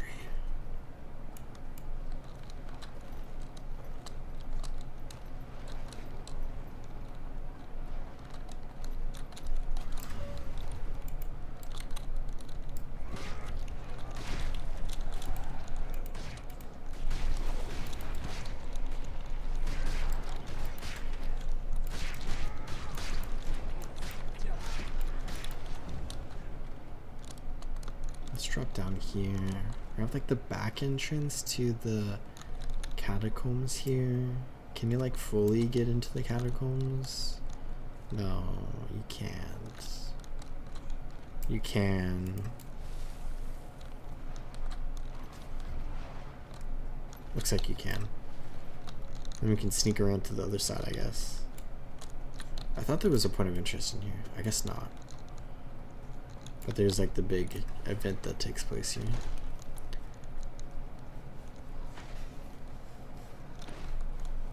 Same time zone as me. West Coast represent. Something, West Coast, West Coast.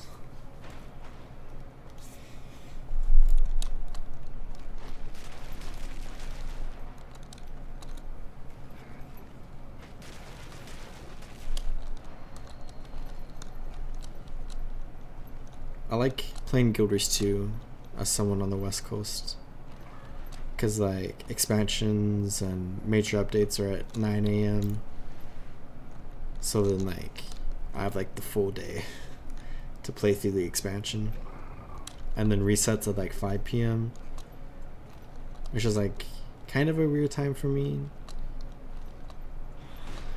But it's, like, decently before dinner, so I can do some stuff at reset and then go do dinner stuff. When it's at 4 p.m, it's like kind of too early in the day for a lot of people, I feel like. Where like a lot of people are still working at 4. Where like a lot of people are still working at 5 as well. But I feel like it's significantly less. But like overall, it's like a pretty decent reset time.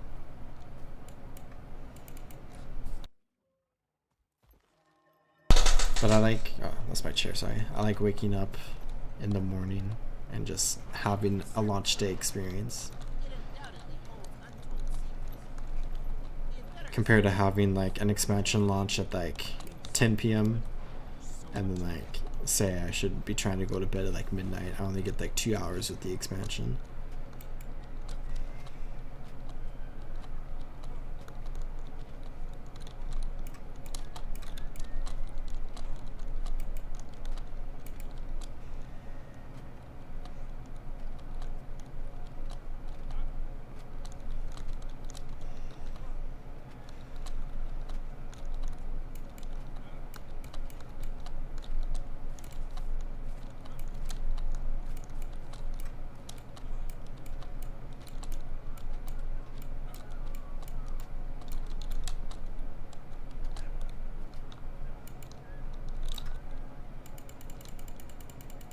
Vizier Kilbrawn. It's cool to see so much stuff in Guild Wars 2 related to him being the primary villain of the first Guild Wars 1 campaign. Am I dead? I'm alive.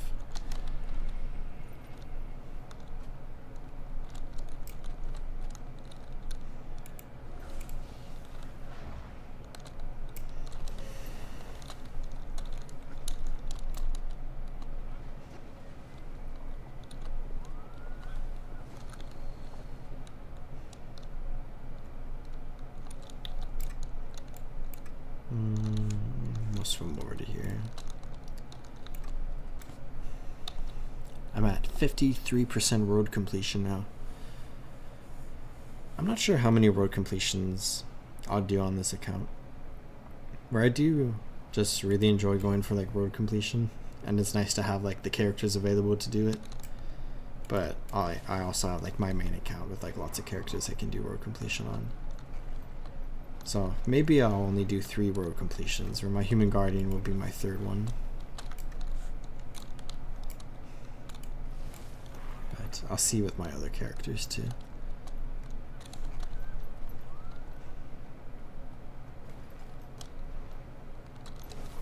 Sea Avilon, and then I need this point of interest.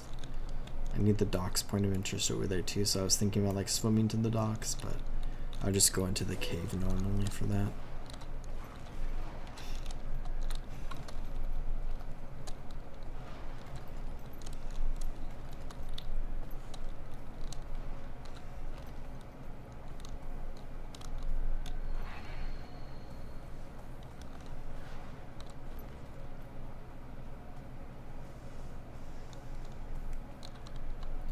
Once we get a release date announcement, I'm going to take a day or 2 off from work to wander around the new map. I think the date was announced. It's like October 28th, I think. Yeah, launches October 28th, 2025. Which a lot of people obviously don't take work off for an expansion release for an MMO. But I think largely Guild Wars 2 is an exception to that rule, because ArenaNet is like absolutely phenomenal at like expansion launches. And I think there's only ever been one delayed launch, and that was Head of the Snake because of the blizzard way back in like 2016 or whatever. Which is kind of something out of their control. But like every expansion launch is so smooth and Code 2, it's so nice.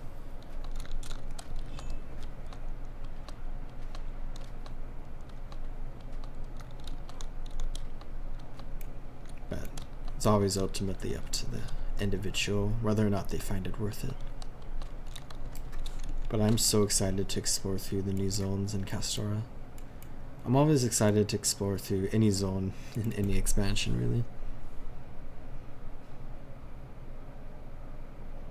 I didn't realize the date was there. Time to fill out the vacation request form. Yeah, definitely do it as soon as possible. Try to lock in that vacation time if you really want it.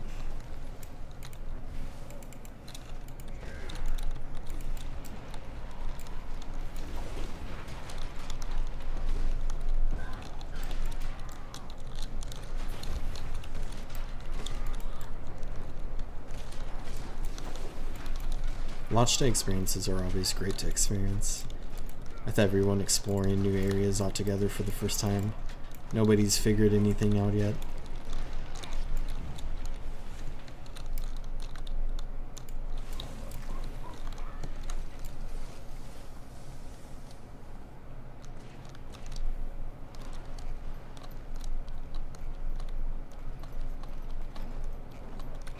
I need to read slower, I guess. Oh, that's fair. I feel like oftentimes I do skim through a lot of stuff.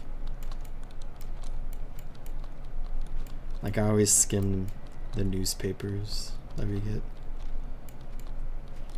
And like sometimes I like in-depth read like a certain article here or there.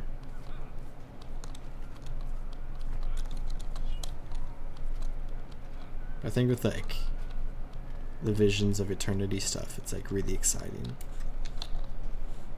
So then I just like read it like really quickly, and I have to like read it a few times to process everything.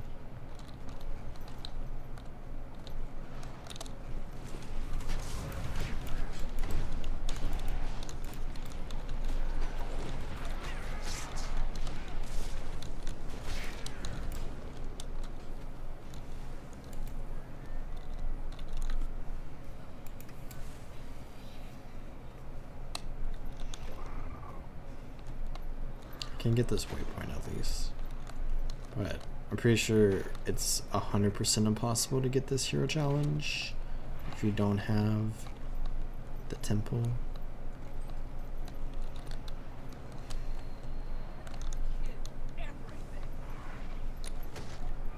Let's try coming up here. Let's get all you grouped up. Some veterans, some more random enemies showing up. There's like 20 risen here, not really, there's like 8. Always so dramatic. Okay, kill you. Okay, yeah, they just keep showing up. If I can kill this one group. Okay, let's kill you. Can we pull the other acolyte up? This is very inconvenient. There's a lot of fire. Oh, too much fire. Too much fire. I'm actually intrigued. Can you get this hero challenge?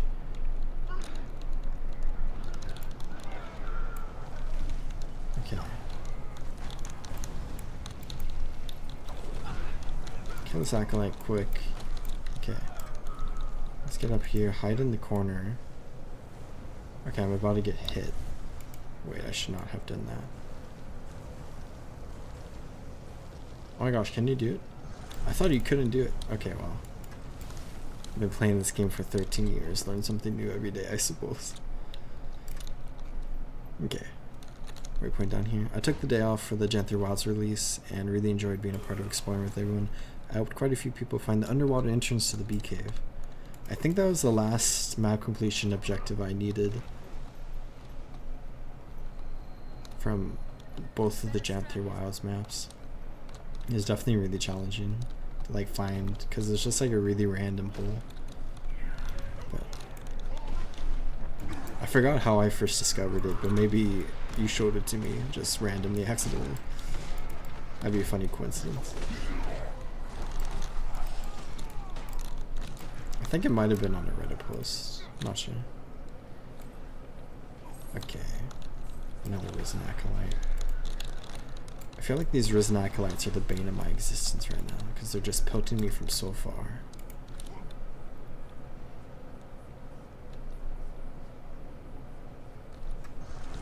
There we go. I've been saying I should go to bed soon for the last 15 minutes, but now I'm like 2/3 of the way complete with Streets of Devastation.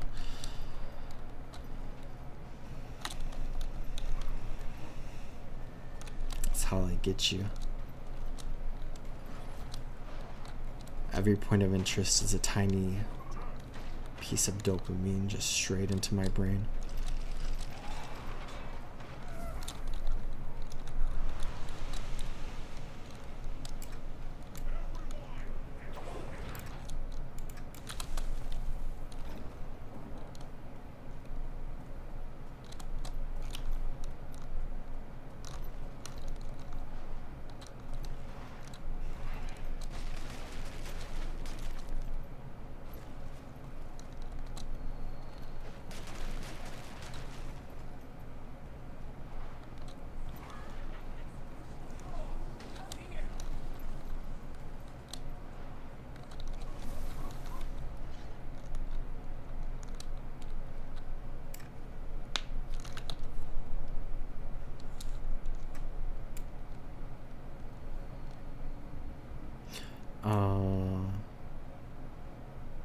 I'm not going to be able to get this hero challenge, am I?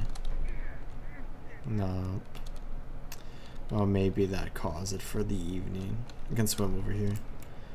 But it's right next to a statue Melandri, which you cannot get the hero challenges from under any circumstances, to my knowledge, until you capture the cathedral.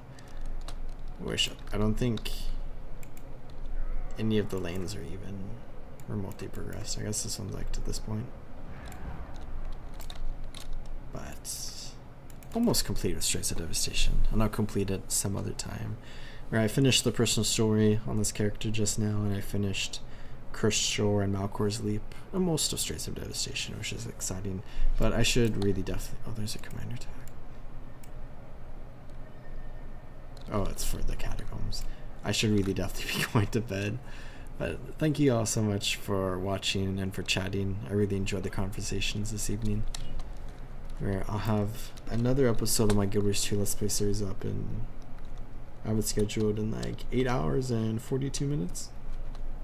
But I'll update the description to this video once I can, since the first part of the stream was no commentary. But thank you all so much for watching, and I also hope you all are having a fantastic evening, and I'll see you all next time.